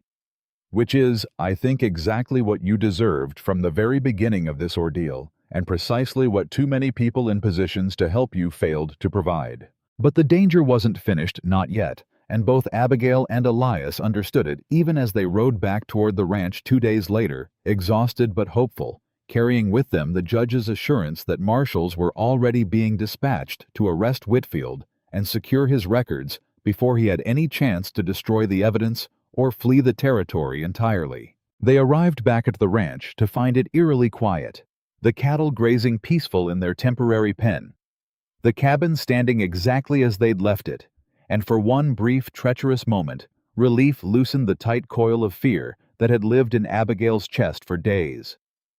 Then she saw the note nailed to the cabin door, and the relief curdled instantly into fresh terror. Elias tore it free, his jaw tightening as he read the few scrawled lines aloud, his voice gone hoarse with barely restrained fury. "You should have taken the deal. Now I'm taking something you'll actually miss." "Elias." Abigail's voice came out strangled with sudden sick understanding.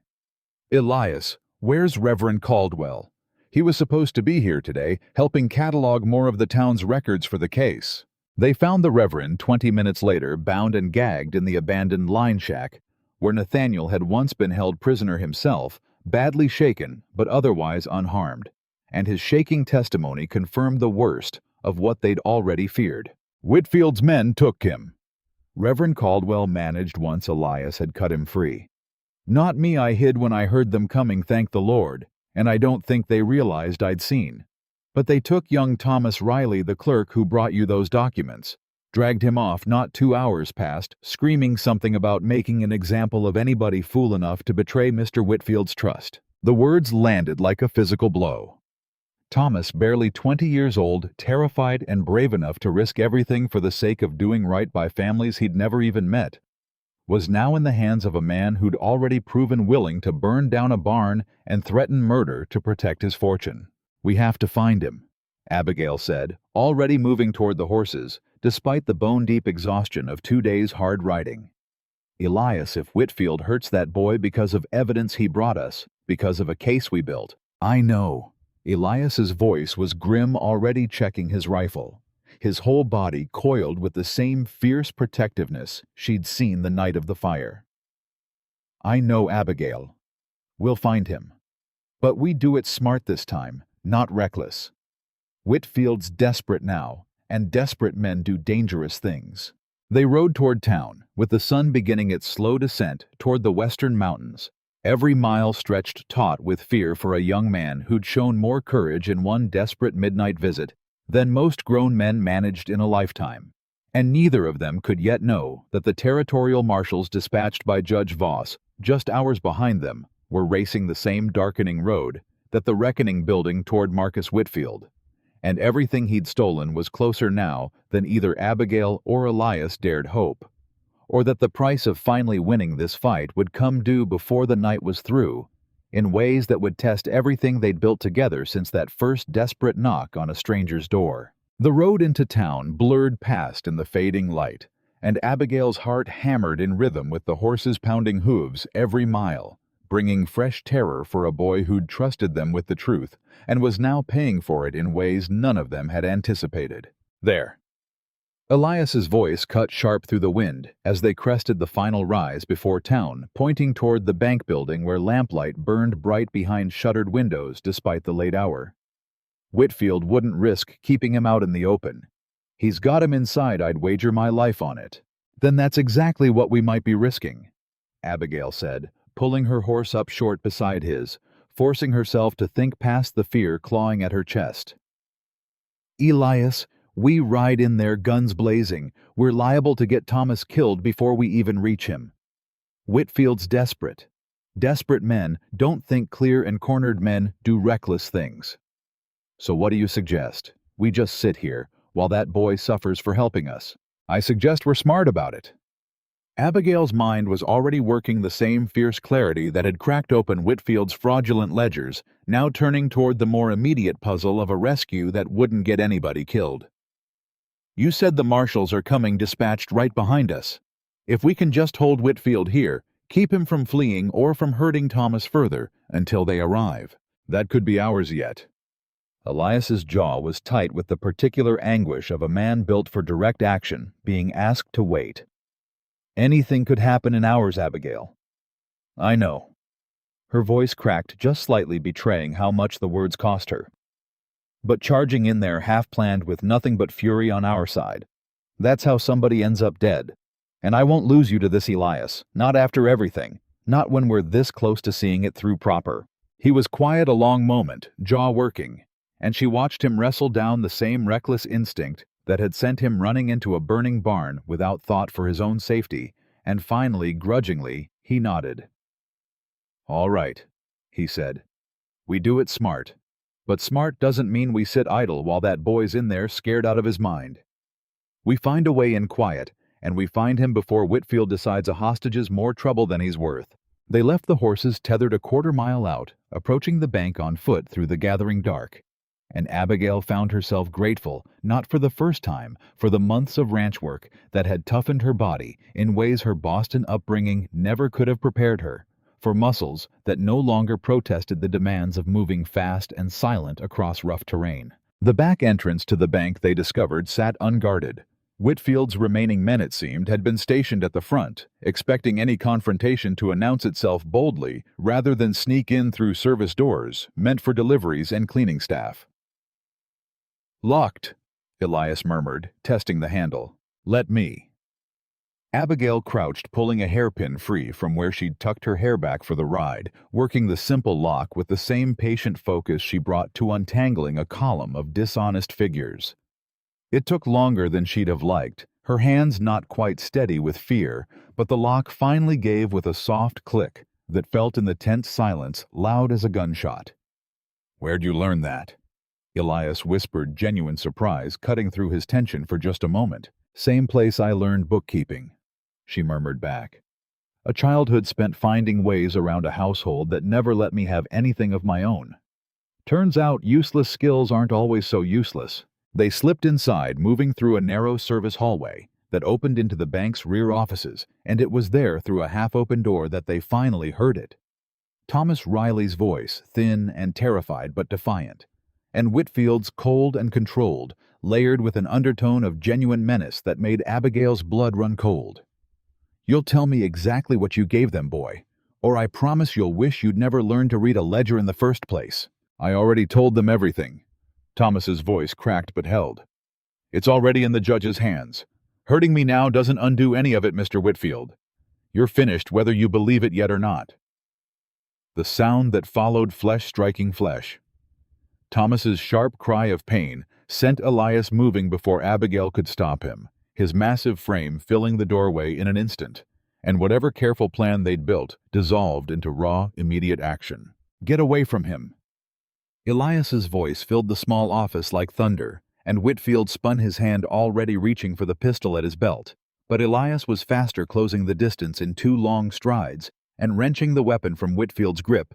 Before the banker could even complete the motion, the gun clattering uselessly across the floor. Boom! Whitfield's composure cracked entirely now, real fear flooding his features for the first time since Abigail had met him. "You're trespassing. This is my property, and I'm well within my rights to beat a boy half your size for the crime of telling the truth."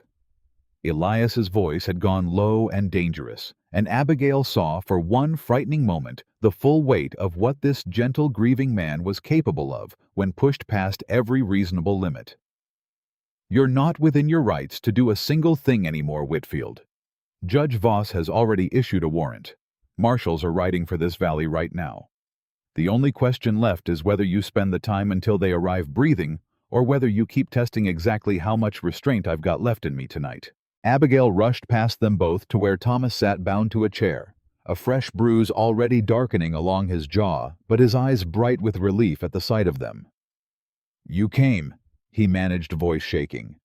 "I didn't think. I thought maybe nobody would come for me." "Of course we came." Abigail's fingers worked fast at the ropes binding his wrists, her own hands trembling now that the immediate danger had passed. "You risked everything for families you'd never even met, Thomas. We weren't about to let Whitfield make you pay for that kind of courage." The ropes fell away, and Thomas rubbed at his wrists, wincing, but already pushing himself upright with the stubborn resilience of youth. "He kept asking who else knew," he said. "Kept asking if there were more copies of the documents, more people who could testify. I didn't tell him anything, Miss Carter. Not one word, no matter what he—" "You don't have to explain yourself," Abigail said gently. "You've already proven exactly what kind of man you are tonight." Behind them, Whitfield had gone very still, watching Elias with the calculating eyes of a cornered animal, searching for any remaining avenue of escape, and Abigail felt a fresh chill of warning crawl up her spine, even before he spoke. "You think this ends with marshals arresting me?" Whitfield's voice had regained some measure of its oiled composure, though sweat beaded visible at his temple now. "You think Nathaniel Brooks's family simply accepts defeat because some territorial judge with delusions of importance issues a warrant against a small-town banker? They have resources you can't begin to imagine, Boone. Lawyers who'll tie this case up in courts for years. Money enough to make evidence disappear. Witnesses recant, judges reconsider their rulings. Maybe?" Elias's voice remained steady, unshaken. "Or maybe for once in your miserable life you're going to face consequences you can't buy your way clear of. Either way, that's not a problem you get to solve by hurting a boy who did nothing but tell the truth." The sound of approaching horses cut through the tense standoff. Multiple riders moving fast, and for one terrible moment, Abigail feared Whitfield's remaining men had returned, until the unmistakable voice of Judge Voss himself carried through the night air, accompanied by the authoritative jangle of territorial marshal badges. "Marcus Whitfield." The judge's voice, when he appeared in the doorway flanked by 3 armed marshals, carried none of its earlier measured patience. "You're under arrest for fraud, arson, conspiracy, and now it appears kidnapping and assault as well. I'd say you've had quite the productive evening, making my case against you considerably easier to prosecute." Whitfield's composure finally shattered entirely, his eyes darting toward the door, toward any possible escape, but the marshals closed in fast and professional, and within moments he stood restrained, his careful, respectable mask finally torn away to reveal nothing beneath but naked, ugly panic. "This isn't finished," Whitfield spat as the marshals led him out. "Brooks' family will bury all of you before this reaches trial. Mark my words. We'll see about that," Judge Voss said mildly, watching him dragged away with something like satisfaction. He turned to Abigail, Elias, and Thomas, his expression softening considerably. "You 3 did good work tonight.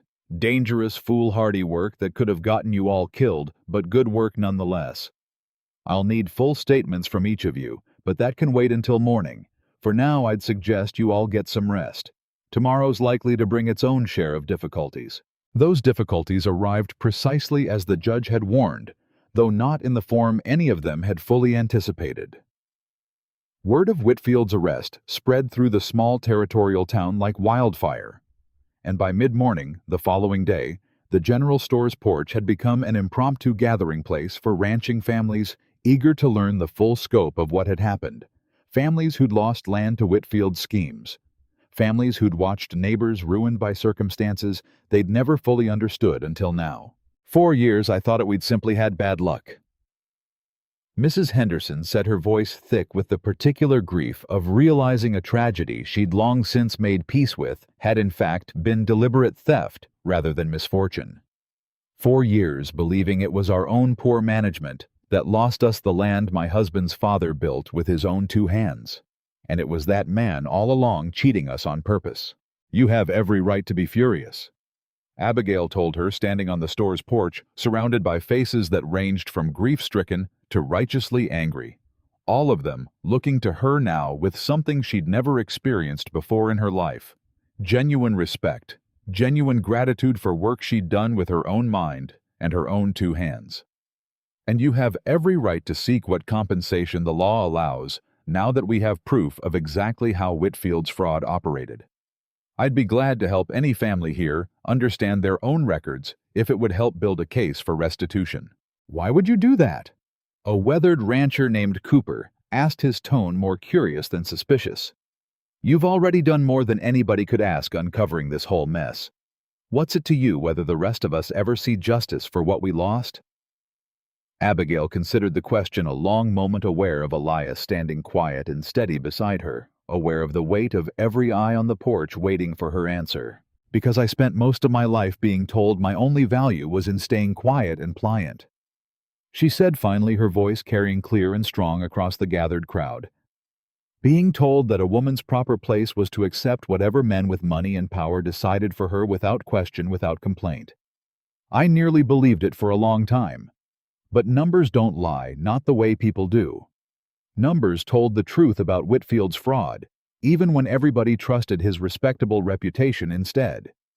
And if I can use that same truth to help other families reclaim what was stolen from them, then that's exactly what I intend to do. The silence that followed her words felt different than the silence she'd grown used to enduring back in Boston, not the silence of dismissal, but something closer to genuine consideration. And when Reverend Caldwell finally spoke from the edge of the gathered crowd, his voice carried the particular warmth of a man witnessing something he found deeply moving. I believe, the Reverend said, that this valley owes Miss Carter a debt it can't easily repay. Perhaps we ought to start by making sure she and Mr. Boone know exactly how welcome they remain in this community, regardless of whatever nonsense certain outsiders might still be scheming. A murmur of agreement swept through the crowd, and Abigail felt something loosen in her chest that had been tight and guarded since long before she'd ever fled Boston, the slow, cautious beginning of belonging somewhere, of being valued for exactly who she was, rather than who other people needed her to be. But the Reverend's mention of outsiders proved prescient sooner than any of them would have liked, because it was only 3 days later, as the territorial court began formally processing evidence against Whitfield, that a telegram arrived addressed to Judge Voss himself. Its contents summoning a fresh wave of dread through the small community that had only just begun celebrating its hard-won justice. Nathaniel Brooks's family has retained legal counsel, Judge Voss informed Abigail and Elias grimly, having ridden out to the ranch personally to deliver the news.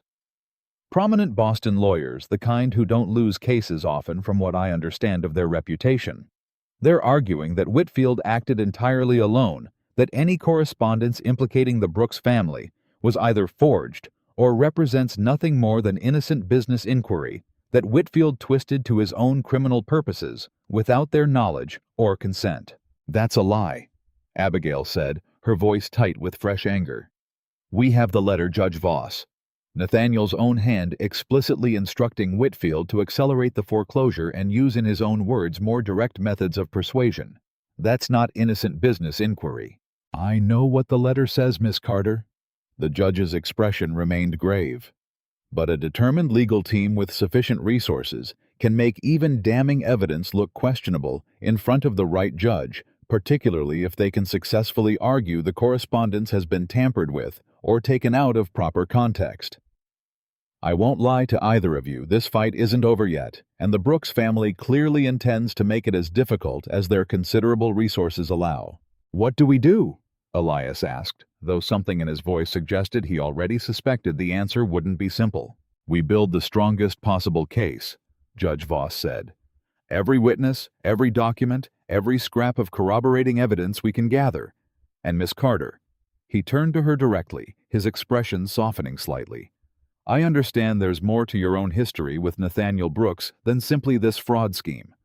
If you're willing, your own testimony regarding his prior conduct toward you could prove significant in establishing a pattern of behavior that would make his claims of innocent ignorance considerably harder for any jury to swallow. Abigail felt her stomach clench at the implication. Testifying publicly about what Nathaniel had done to her, not just the pursuit through the blizzard, but the earlier assaults back in Boston, the years of her father's dismissive silence, meant exposing herself to exactly the kind of public scrutiny and judgment she'd spent her entire flight west trying to escape. They'll call me unstable, she said quietly.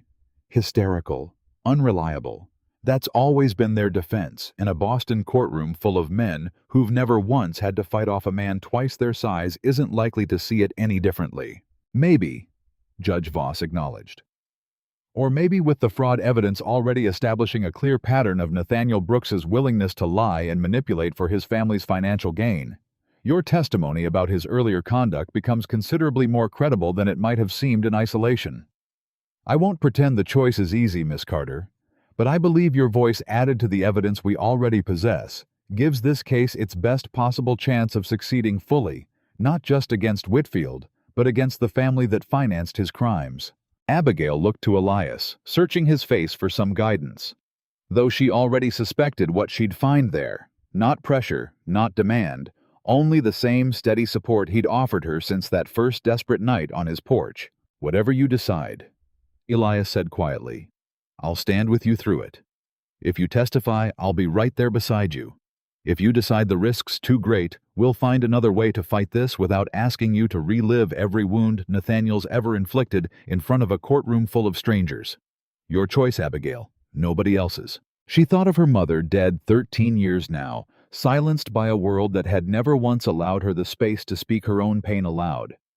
She thought of every woman she'd ever known who'd been told her suffering was less important than a powerful man's reputation, every voice that had been dismissed as hysteria rather than heard as truth. I'll testify, she said finally, her voice steadier than she felt. I'm tired of being silent, Judge Voss. I'm tired of letting men like Nathaniel Brooks control the story simply because they're better practiced at lying than I am at defending myself. If my testimony helps put an end to what he's done to me, to Whitfield's victims, to whoever else he might hurt, if nobody stops him now, then I'll stand up in that courtroom and I'll tell every ugly truth I've been carrying, and I won't apologize for a single word of it. The weeks that followed brought a grueling preparation. Neither Abigail nor Elias had fully anticipated depositions. Careful legal strategy sessions with the prosecuting attorney Judge Voss had recommended, and a slowly mounting dread as the trial date approached. Bringing with it Nathaniel Brooks's formidable Boston legal team, who arrived in the territory with the particular arrogant confidence of men who'd never once lost a case they'd been paid handsomely to win. The trial itself, held in the territorial courthouse under Judge Voss's careful jurisdiction, drew crowds from across the valley. Ranching families eager to witness justice, finally catching up to the man who'd stolen so much from so many.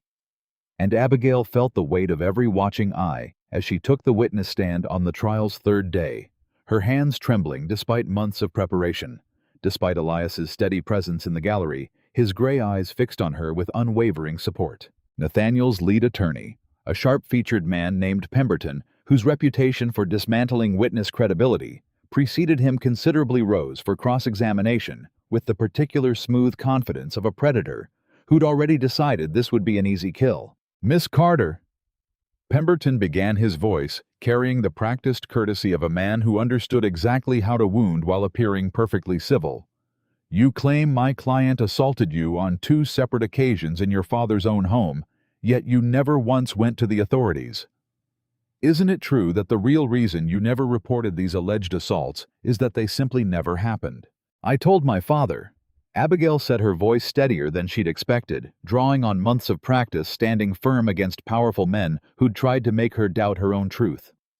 "He told me I was mistaken, that a man of Nathaniel's standing wouldn't behave that way.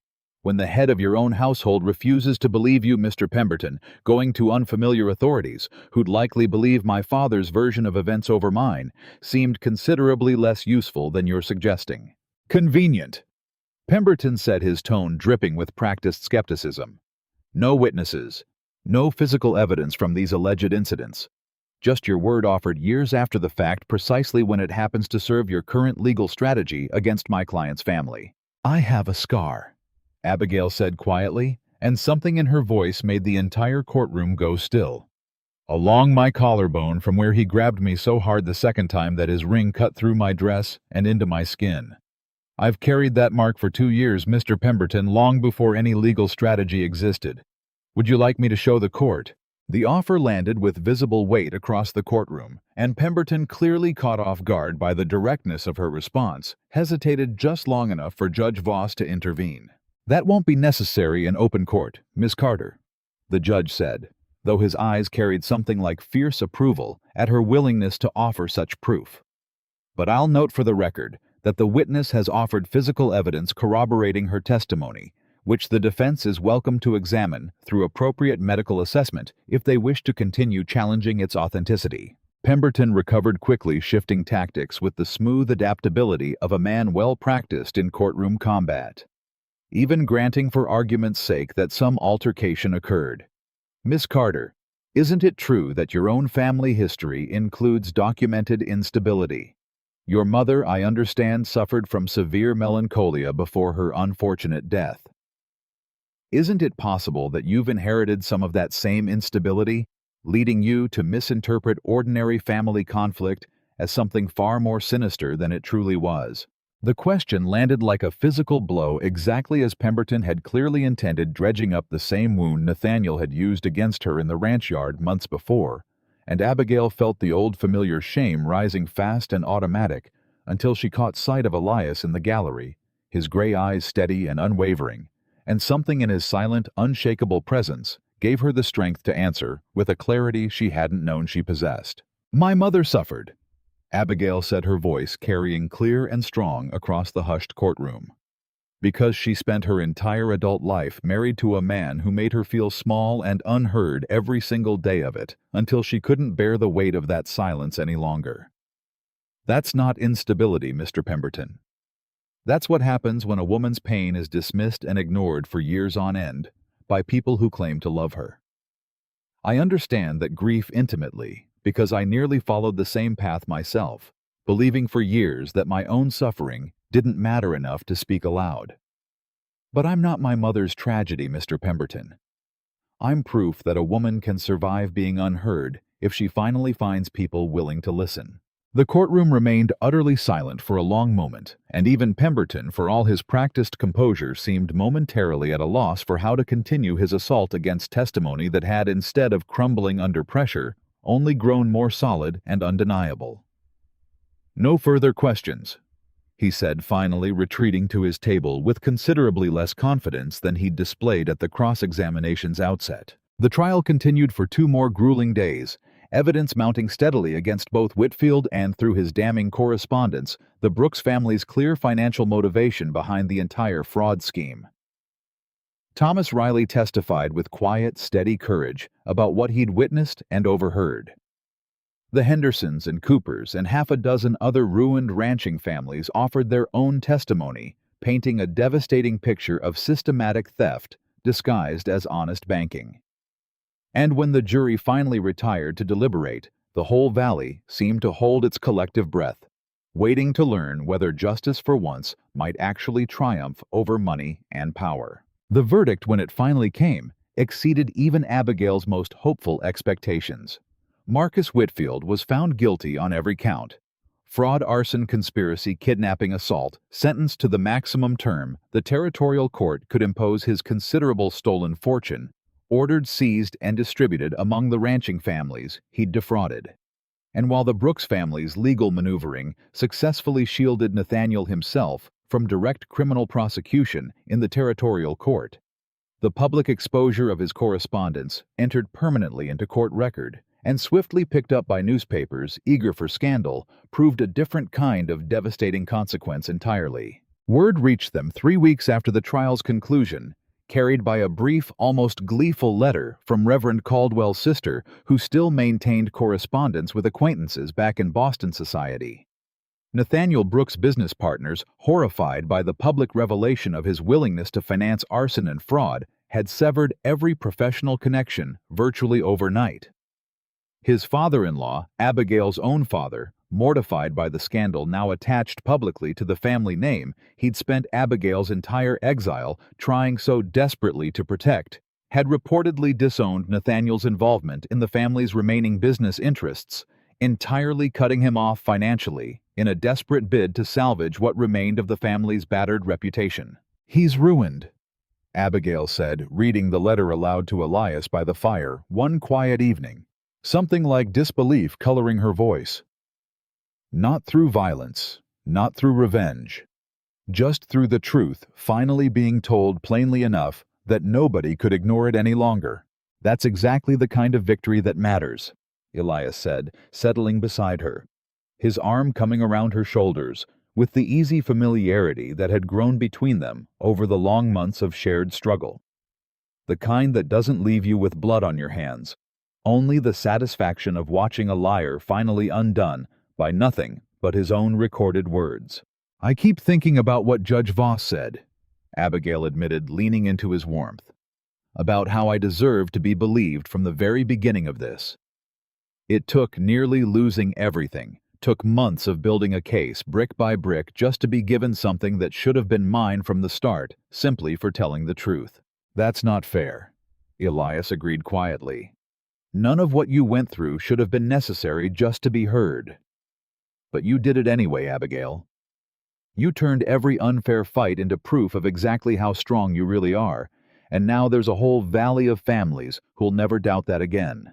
The ranch itself, cleared now of Whitfield's fraudulent lien, through the court's ruling stood secure for the first time since Abigail had arrived, the debt Elias had unknowingly overpaid for years, finally recalculated fair and true, leaving him for the first time since his family's deaths. Financially solvent enough to consider rebuilding the barn that had burned, to consider a future that extended beyond simple survival. The community's welcome, once cautious and hesitant, given Elias's years of isolated grief, had transformed entirely in the aftermath of the trial into something warmer and more genuine than he'd experienced since long before the fever took Sarah and Mary. Neighbors who'd once given his ranch a wide, respectful berth now arrived with offers of help, rebuilding the barn, with invitations to Sunday dinners, with the particular casual warmth of a community that had watched two people fight fiercely, not just for their own survival, but for justice that benefited every struggling family across the valley. "You did this," Abigail told Elias one evening, watching a dozen neighboring ranchers work together, raising fresh timber framing for the new barn. Laughter and easy conversation carrying across the yard in a way that would have seemed impossible mere months before. "You opened your door to a stranger bleeding on your porch, and somehow that one choice ended up saving an entire valley's worth of families from a fraud that might have continued stealing their land for years to come." "We did this," Elias corrected gently, pulling her close as they watched the barn's new frame rise slow and steady against the darkening sky. "Wasn't just my door that mattered, Abigail. Was your mind, your courage, your refusal to stay quiet, even when every voice from your past told you silence was safer. I just happened to be standing in the doorway when you finally decided to stop running." She turned to look up at him. This giant grieving man who'd somehow found his way back to laughter and hope, despite every reason life had given him to remain forever locked in grief, and felt something settle deep and certain in her chest. Not the desperate fear-driven gratitude of a woman merely relieved to have survived, but something steadier. Something that felt for the first time in her entire life, entirely like home. "What happens now?" she asked softly. "The trial's finished. Whitfield's imprisoned. Nathaniel's ruined without our having to lift a hand against him directly. The ranch is secure. I don't quite know what to do with myself, Elias, now that the fighting's finally over." "Well," a slow, warm smile spread across his weathered features, the same rare, precious expression she'd worked so hard to draw out of him over the long months of their shared struggle. "Reckon that depends entirely on what you want your future to look like, Abigail Carter. This ranch could always use a good bookkeeper, seeing as how the last one nearly ran it into the ground through sheer careless neglect." "Is that a job offer, Mr. Boone?" "Might be something a sight more permanent than a job offer, if you're willing to hear me out on it." His voice had gone suddenly serious, though the warmth never left his eyes. "I know we've called each other family in town so many times now the lie's worn thin as old rope. I know Reverend Caldwell's been giving me knowing looks every Sunday for months now, waiting for me to work up the courage to make an honest woman of you properly. And I know I already told you once back when my leg was broken, and I wasn't thinking too clearly through the pain exactly how I felt about you. But I want to ask you proper this time, with both of us steady and clear-headed, and the whole valley finally safe around us." Abigail felt her breath catch, understanding exactly where his words were leading, and something in her chest bloomed warm and certain, and utterly unafraid.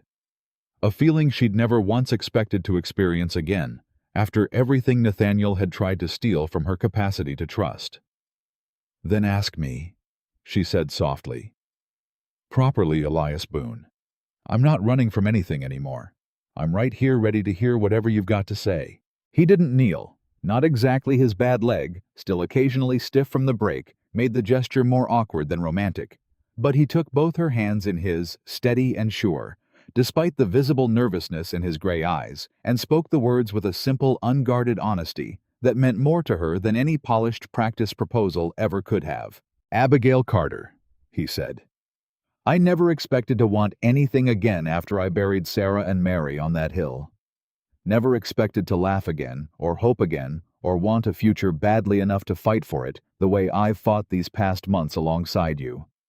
You knocked on my door bleeding and broken, and somehow, without either of us quite meaning for it to happen, you brought me back to life right alongside saving your own. I don't have much to offer beyond this ranch and a heart that's already entirely yours, but I'm asking anyway, because I can't imagine facing another winter in this territory without you standing beside me through it. Will you marry me?" The tears that filled Abigail's eyes this time carried none of the old fear or shame that had marked so much of her crying over the preceding months. Only pure, overwhelming joy, the particular relief of a woman who'd spent her entire life believing she didn't deserve exactly this kind of simple, steady love, finally allowing herself to accept that she'd been wrong all along. "Yes," she said, laughing through her tears, even as he pulled her into his arms, lifting her clean off the ground with a joy that seemed to shake loose 4 years of carefully held grief all at once. "Yes, Elias Boone, 1,000 times yes." Behind them, the neighboring ranchers working on the new barn had gone quiet, watching the scene unfold with knowing smiles. And it was Cooper, the weathered rancher who'd once questioned Abigail's motives on the general store porch, who broke the silence first with a whoop of genuine delight that set the whole gathered crowd cheering and calling out congratulations. "Well, it's about time," Reverend Caldwell called out, grinning ear to ear, as he made his way over from where he'd been helping raise the barn's fresh timber frame. "I was beginning to think I'd have to lock the both of you in the church myself to get this settled proper." Elias set Abigail down gently, though his arm remained firm around her waist, and looked out at the gathered crowd of neighbors who'd once kept careful, respectful distance from his grief-shadowed ranch, now filling his yard with laughter and celebration and the particular warmth of genuine community. "Reckon we ought to make it official soon then," he said, glancing down at Abigail with a smile that held none of the careful reservation he'd worn like armor for 4 long years. "Been putting off enough good things in my life already, waiting on fears that never should have held me back in the first place." "Soon," Abigail agreed, leaning into his side, watching the sun begin its slow descent behind mountains that had once represented nothing but desperate flight and terror, and now finally felt entirely like home. "Though I'll warn you now, Mr. Boone, I intend to keep right on managing this ranch's books myself, husband or no husband. Some habits I find are worth keeping." "Wouldn't dream of asking otherwise," he said, pressing a kiss to her temple as the gathered crowd's celebration carried on warm and bright around them. the barn's fresh timber frame rising steady against a sky finally mercifully clear of storms. The weeks between Elias's proposal and the wedding itself passed in a blur of preparation that Abigail had never once imagined herself experiencing. Not the cold transactional wedding planning her father had once arranged for her sister, full of society obligations and calculated alliances, but something warmer, messier, and entirely her own. "You don't need all that Boston lace," Mrs. Henderson told her one afternoon, the two of them sitting on the Boone Ranch porch with a length of simple cotton spread across their laps, the older woman's needle moving quick and sure through fabric that would within days become Abigail's wedding dress. "Man like Elias Boone don't care two figs for fancy trimmings. Man like that just wants to see you standing there plain and honest, same as you've been with him since the night you showed up on his porch." "I never thought I'd want a plain dress," Abigail admitted, watching the older woman's careful stitches. "Growing up, my sister's wedding was the talk of Boston society for months. Silk imported from France, guests numbering in the hundreds, more flowers than a hothouse could reasonably supply. I always assumed that was simply what a wedding was supposed to look like. And now I think I'd rather have 30 people who actually care whether Elias and I are happy than 300 who came only to be seen at the right event." Abigail smiled, running her fingers over the simple, honest fabric. "This dress suits exactly the life I want to build, Mrs. Henderson. Simple, honest, built by hands that actually care about the outcome." The dress came together over the following days, with contributions from half the valley. Mrs. Cooper, offering delicate embroidery work along the sleeves learned from her own mother decades before. Reverend Caldwell's wife, contributing a length of ribbon she'd been saving unused since her own wedding 20 years past. Even young Thomas Riley, still healing from the bruises Whitfield had left on him, arriving one afternoon with a small, carefully carved wooden button he'd whittled himself, insisting it be sewn somewhere on the dress as his own contribution to the day. "I don't have much to offer," he said, pressing the small button into Abigail's palm, his young face earnest and a little shy. "Not compared to everything you and Mr. Boone did for me and for this whole valley. But I wanted to give something, even if it's small." "It's not small at all," Abigail told him, closing her fingers around the carved wood, feeling something warm settle in her chest at the gesture. "It might be the most important piece of this whole dress, Thomas. A reminder of exactly why this valley's worth building a life in." Elias, for his part, spent those same weeks consumed by the barn's reconstruction, working alongside neighbors from dawn until well past dark, the fresh timber frame slowly transforming into a structure sturdier and better built than the one Whitfield's hired arsonists had destroyed. Abigail took to bringing him coffee in the late afternoons, watching him work with the particular satisfaction of a man rebuilding not just a barn, but an entire future he'd once believed impossible. "You've changed," she told him one such afternoon, handing him a steaming mug as he paused to wipe sweat from his brow, despite the lingering chill of early spring air. "Changed how? You used to move through this ranch like a man just going through motions," she said. "Every task done out of obligation, rather than any real hope things might get better. Now you work like a man building something he actually believes in." Elias considered that a long moment, gray eyes tracking the barn's rising frame, the neighbors calling easy conversation back and forth as they worked, the whole valley's warmth wrapped around a ranch that had for 4 long years known nothing but isolated grief. "Reckon that's exactly what I'm doing," he said finally, "building something I believe in. Didn't think I'd ever feel that way again about anything after I buried Sarah and Mary. But you walked into my life determined to fight for every good thing you thought you didn't deserve. And somewhere along the way, without either of us quite planning it, you taught me to believe in good things again, too." "I think we taught each other," Abigail said softly. "That's rather the whole point of what we've built, isn't it? Neither one of us managing this alone." The wedding day itself arrived on a morning so clear and bright, it seemed the territory itself had decided to cooperate fully with the occasion. Winter's harsh grip finally broken entirely, the first hints of spring greening the valley's endless stretches of grassland. The small wooden church that had witnessed so much of the valley's grief and hardship over the years now filled well before the appointed hour, with neighbors dressed in their finest faces bright with genuine celebration, rather than the careful obligatory courtesy Boston society had always demanded of its gatherings. Abigail stood in the small side room adjoining the church's main hall. Mrs. Henderson fussing over the final details of her simple cotton dress, and caught her own reflection in the small mirror propped against the wall, a woman entirely transformed from the terrified bleeding stranger who'd collapsed on Elias Boone's porch nearly a year before.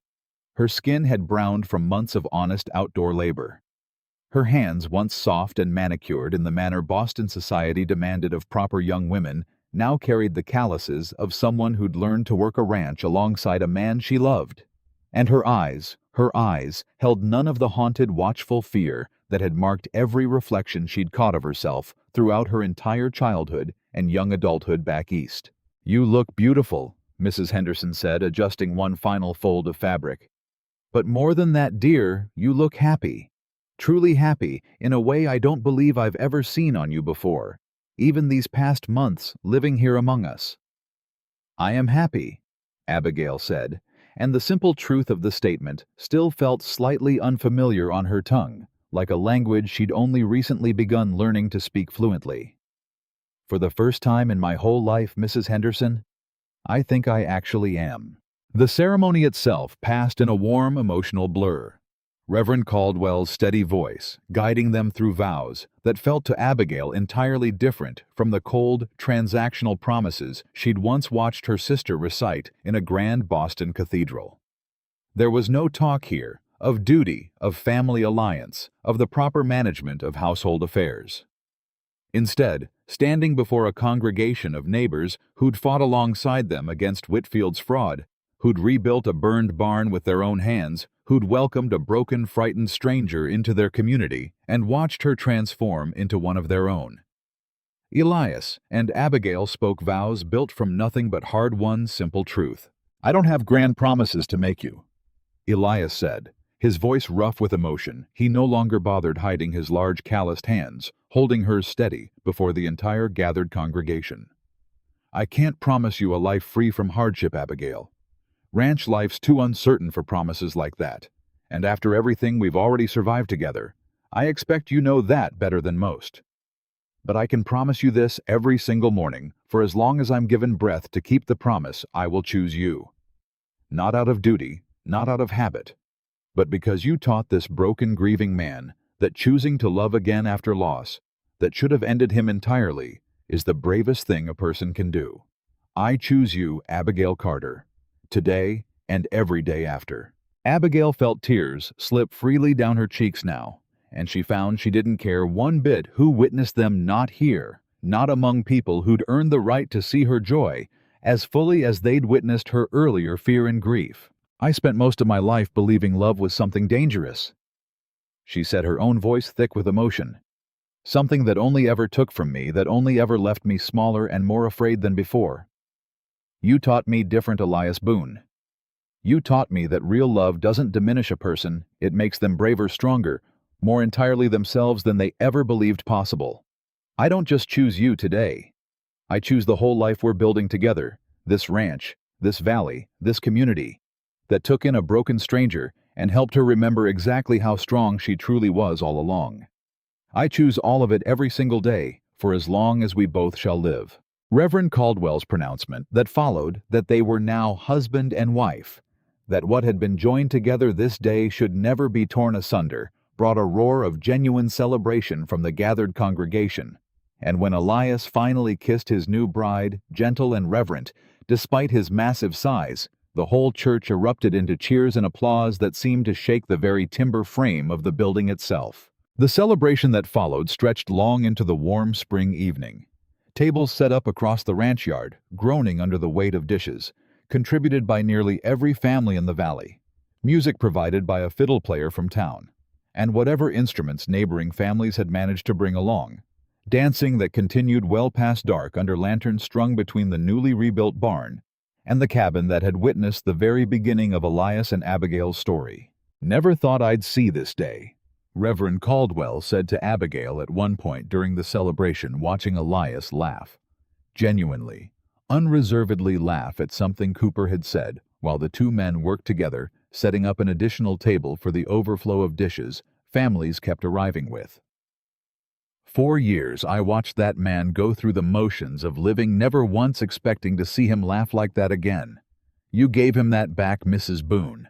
The name still felt new and strange and wonderful on her ears, and Abigail found herself smiling at the sound of it. "He gave me something just as important," she said. "A reason to stop running and start actually living instead." The following months brought their own gentle rhythm of building a shared life together. The ranch flourishing under both their combined efforts, Elias's steady, experienced hand with the cattle and land, Abigail's sharp financial mind, ensuring every dollar earned was properly accounted for and wisely reinvested. Word of her skill with numbers had spread throughout the valley following the trial, and within months of the wedding, Abigail found herself increasingly sought out by neighboring ranching families, eager for her help untangling their own finances, ensuring no future banker could ever again quietly defraud them the way Whitfield once had. "You're building quite the reputation," Elias told her one evening, watching her work through a stack of ledgers belonging to the Cooper family, her brow furrowed in the particular focused concentration he'd come to find so endearing over their months together. "Half the valley's talking about how Abigail Boone saved their finances same as she saved this ranch. I'm only doing what anybody with the right skills should do," Abigail said, not looking up from her work. "Numbers don't lie, Elias. Somebody just needs to be willing to look closely enough to catch when they've been made to lie for somebody else's benefit." "Maybe," Elias said, crossing the cabin to press a kiss against the top of her head. "Or maybe you're simply exceptional at something most folks never bothered learning properly, and this whole valley's lucky you decided to make your home here among us, instead of somewhere else entirely." The ranch itself grew steadily more prosperous over the following 2 years, the herd expanding well beyond what it had been before Whitfield's fraud had nearly bankrupted them, the rebuilt barn now joined by additional outbuildings as their operation grew. And it was in the spring of their second year of marriage that Abigail discovered she was carrying their first child, a discovery that brought Elias to tears of a kind Abigail had never witnessed from him before. Not the grief-soaked tears she'd occasionally caught him fighting back in quiet, unguarded moments, thinking of Mary, but tears of pure, overwhelming joy. "Are you certain?" he asked, his large hands trembling slightly as he cupped her face, searching her eyes for confirmation of news he seemed almost afraid to fully believe. "The doctor confirmed it just this morning," Abigail said, her own eyes bright with tears that matched his own. "We're going to have a baby, Elias. Come winter, God willing. A baby." He said the word like he was testing its weight, its reality, and something in his weathered face crumpled with an emotion so raw and unguarded that Abigail felt her heart nearly break with the tenderness of witnessing it. "Abigail, I never thought after Mary, I never let myself believe I'd get to be a father again. Never let myself hope for it, because hoping felt too dangerous, too likely to end in more grief than I could survive a second time." "I know," Abigail said softly, pulling him close, feeling his large frame shake slightly with the effort of containing emotions 4 years of careful grief had taught him to guard so fiercely. "But you're allowed to hope again, Elias. You're allowed to want this, to love this child completely without that love being some kind of betrayal to Mary's memory. Loving again doesn't erase what came before. It just means your heart's found room to hold both the grief and the joy side by side." The pregnancy brought its own share of anxious moments, Elias hovering with a protective vigilance that occasionally exasperated Abigail, even as it warmed her heart, refusing to let her lift anything heavier than a coffee cup during the final months, insisting on riding personally into town whenever the doctor's opinion was needed, rather than trusting the task to any ranch hand. "You do understand," Abigail told him with fond exasperation, one particularly overprotective afternoon, watching him practically wrestle a simple basket of mending from her hands, "that women have been managing pregnancy and ranch work simultaneously since long before either of us were born. I'm not made of glass, Elias Boone." "Maybe not," he said, though he didn't relinquish the basket regardless. "But you're carrying something I already lost once before, and I'm not fixing to take a single unnecessary risk with either you or this baby's safety, not while there's breath left in my body to prevent it." She couldn't argue with the fierce protective love behind his overcaution, not when she understood so completely the wound that drove it, and so she allowed him his careful hovering finding. In truth, a certain warmth in being cared for so thoroughly by a man who'd once believed himself incapable of risking that kind of vulnerable love again. Their daughter arrived on a cold December morning, nearly 2 years to the day since that first desperate blizzard had brought Abigail bleeding and broken to Elias's door, and the symmetry of the timing struck them both as they held their newborn daughter together for the first time. Exhausted and overwhelmed with a joy neither had words sufficient to properly express. "What should we name her?" Abigail asked softly, watching Elias's face as he held their daughter careful and reverent, despite his massive size, tears tracking silent down his weathered cheeks. "I had a thought," Elias said slowly. "Though you're free to tell me it's too much if it feels that way to you." "Tell me." "Sarah Grace," he said. "Sarah for my first wife, whose memory taught me how to love in the first place, and whose loss taught me the terrible cost of loving deeply. And Grace, because that's exactly what you brought back into my life, Abigail." Grace. I never believed I deserved grace. I'd stopped hoping for entirely until you showed up bleeding on my porch and reminded me that grace sometimes arrives exactly when a person's given up looking for it. Abigail felt tears of her own slip free at the beautiful weight of what he was offering, not asking her to compete with or replace the memory of his first family, but honoring that history while building something new alongside it, exactly the way their entire relationship had grown from the very beginning. "Sarah Grace Boone," she said softly, testing the name's weight, finding it perfect. "I think that's exactly right, Elias. I think Sarah would be honored, and I think Mary would have loved having a little sister to watch over from wherever she is now." Little Sarah Grace grew quickly into a bright, fearless child who seemed to have inherited her mother's sharp, curious mind alongside her father's steady, gentle strength. And within 2 years, she was joined by a younger brother, whom they named Thomas, after the young clerk, whose courage had proven so instrumental in bringing Whitfield's fraud to justice. A namesake, Thomas Riley himself, now grown into a confident young man, working as Elias's most trusted ranch hand, found so moving he could barely speak through his gratitude when they told him of their choice. "You didn't have to do that." Thomas managed his voice thick with emotion, watching baby Thomas Boone, sleeping peaceful in his mother's arms. "I only did what any decent person should have done. Not everybody would have risked what you risked," Elias told him, clapping a firm, affectionate hand on the young man's shoulder. "Not everybody would have shown that kind of courage, standing up against a man with all the power in the world stacked against you. This valley owes you a debt we intend to keep honoring Thomas in whatever small ways we're able." The valley itself continued flourishing in the years that followed the fraud scheme's exposure, having broken not just Whitfield's individual criminal enterprise, but the broader pattern of predatory lending that had for years quietly threatened struggling ranching families across the territory.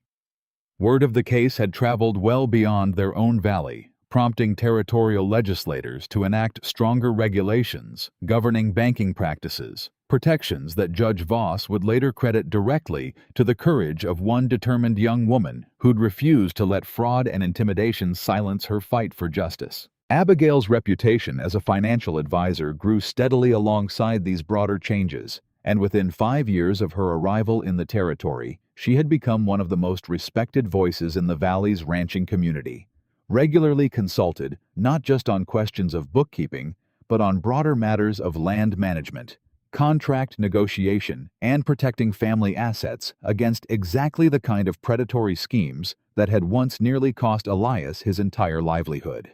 "You've built something remarkable," Judge Voss told her during one of his periodic visits to the valley, watching her explain complex interest calculations to a young rancher's wife with the same patient, careful clarity she'd once used to untangle Whitfield's fraudulent ledgers. "Not just a family, Mrs. Boone, though that alone would be remarkable enough.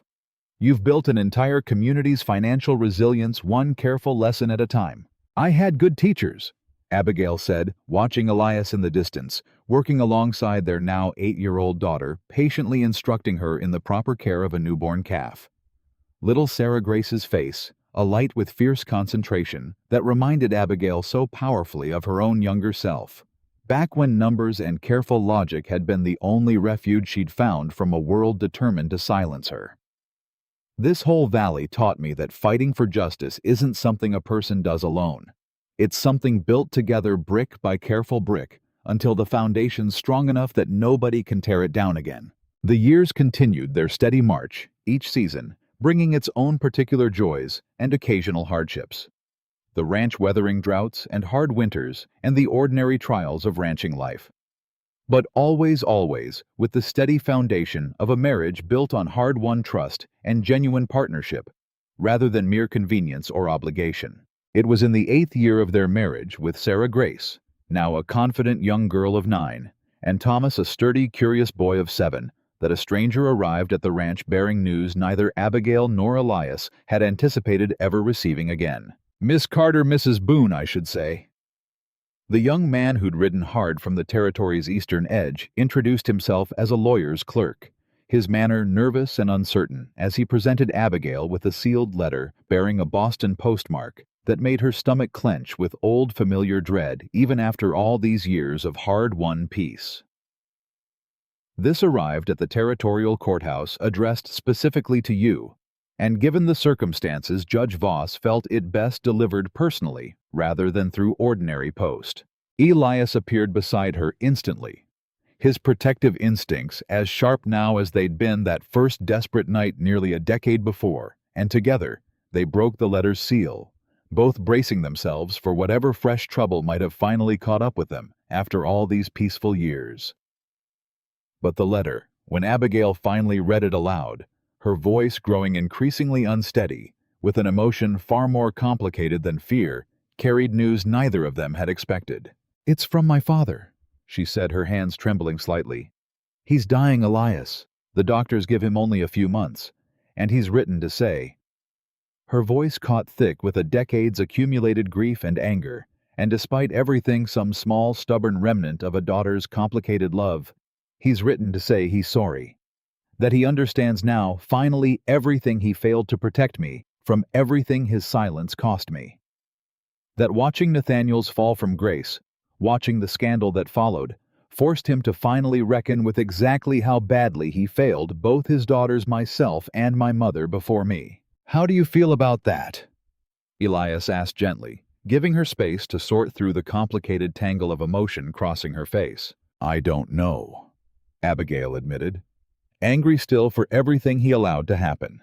Grateful, strangely, that he's finally acknowledging the truth, even this late, even only because circumstances forced his hand rather than genuine reflection arriving sooner.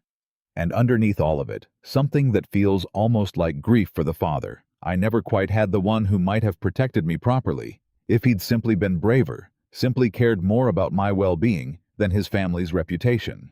"What do you want to do?" Abigail considered the question a long moment, looking out at the ranch that had become her true home in every way that mattered.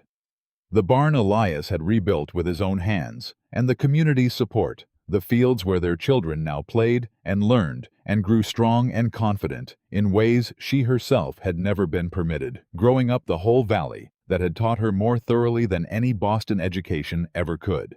Exactly what genuine belonging and unconditional support truly meant. "I think," she said slowly, "I'd like to write him back, not to forgive everything entirely. Some wounds run too deep for that, and I won't pretend otherwise, not even for a dying man's peace of mind. But perhaps enough to let him know that despite everything I survived, that I built a good life, a happy one, filled with love and justice and genuine belonging precisely because I refused to accept the small, silent existence he once tried to consign me to. I think he should know that before he dies. I think he deserves to understand exactly what his daughter became once she was finally free to become it." The letter she composed that evening with Elias's steady presence beside her throughout the difficult process struck a careful balance between honest acknowledgement of old wounds and genuine hard-won peace, describing in careful detail the ranch she now called home. The husband who'd taught her love could be safe and steady, rather than dangerous. The 2 children who filled her days with a joy she'd never once believed herself capable of experiencing.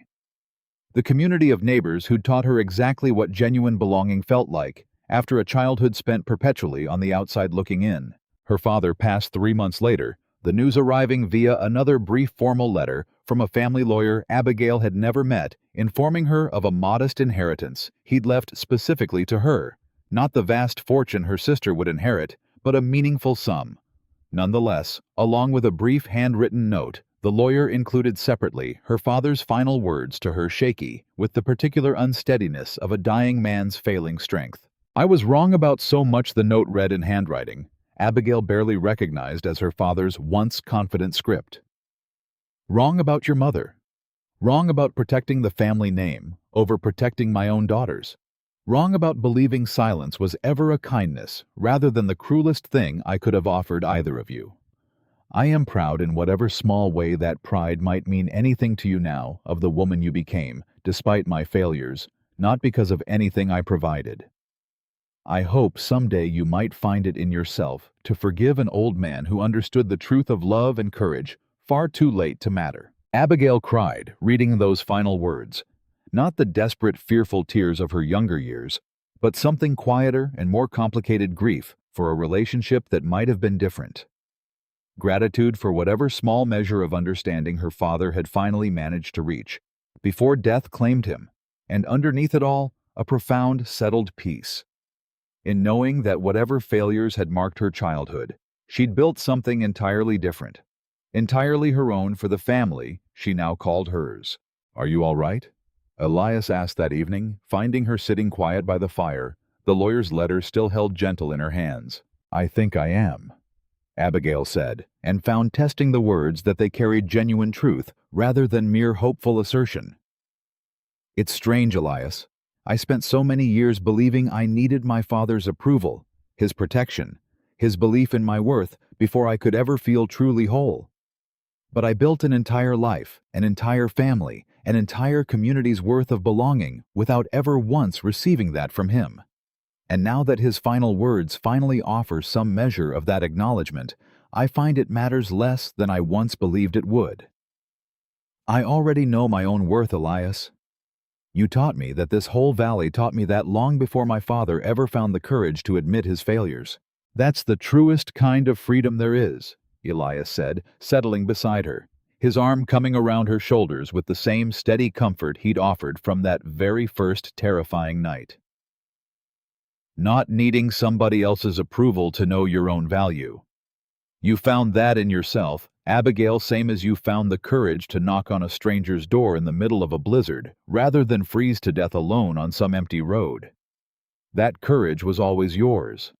I just happened to be lucky enough to witness it firsthand." The following years brought their own gentle continuation of the life they'd built together.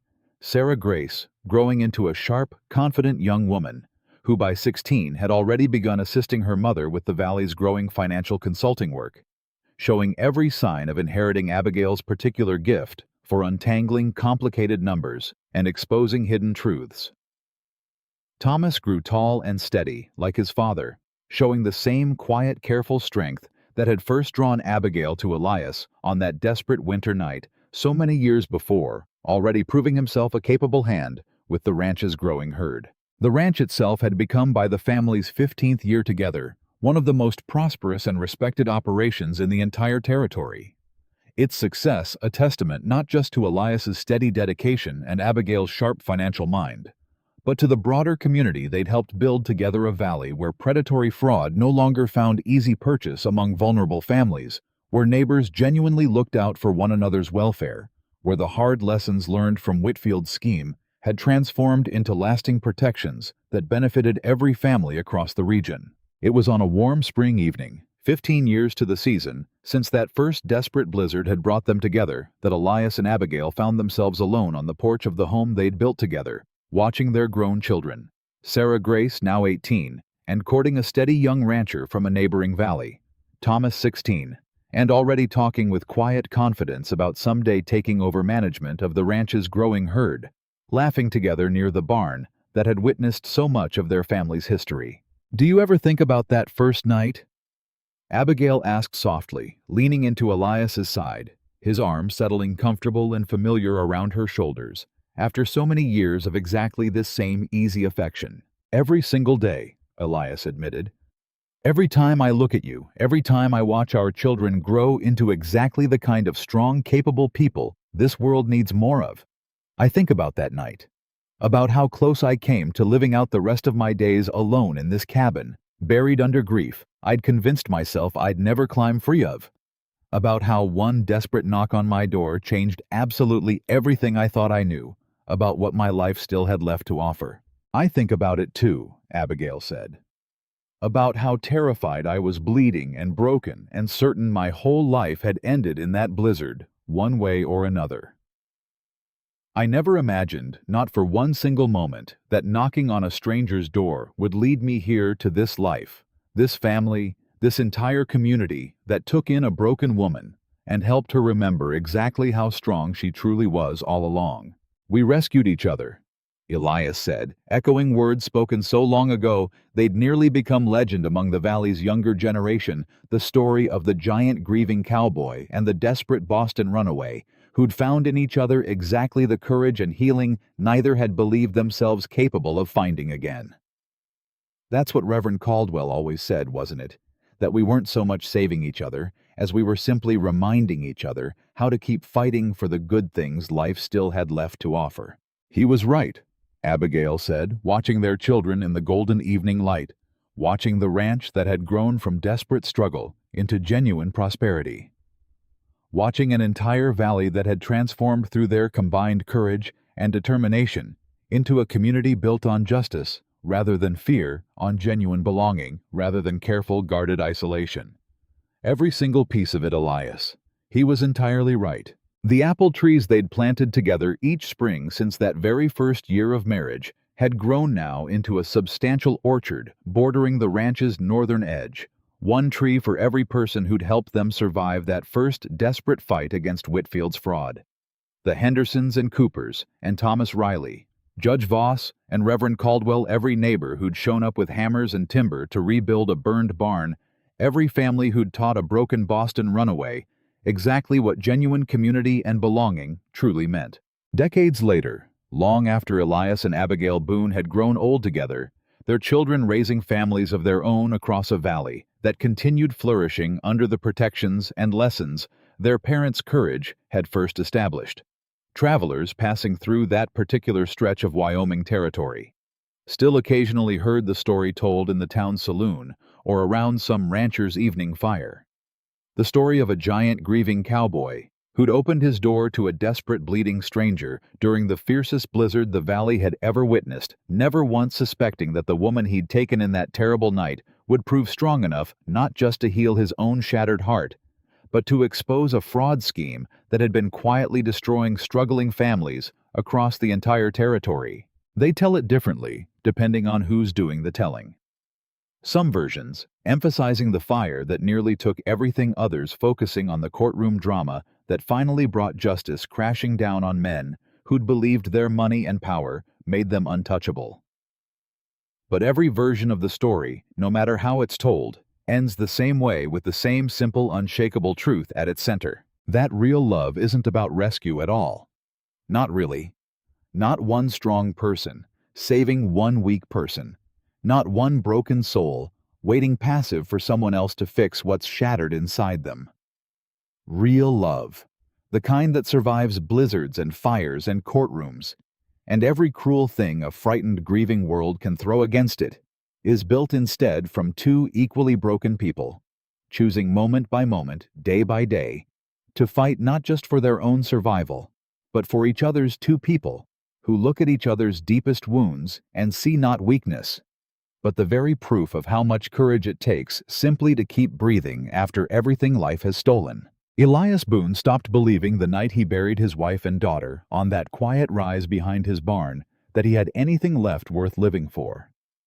Abigail Carter stopped believing long before that desperate flight from Boston that her voice, her pain, her very existence carried enough weight to matter to anyone with the power to protect her.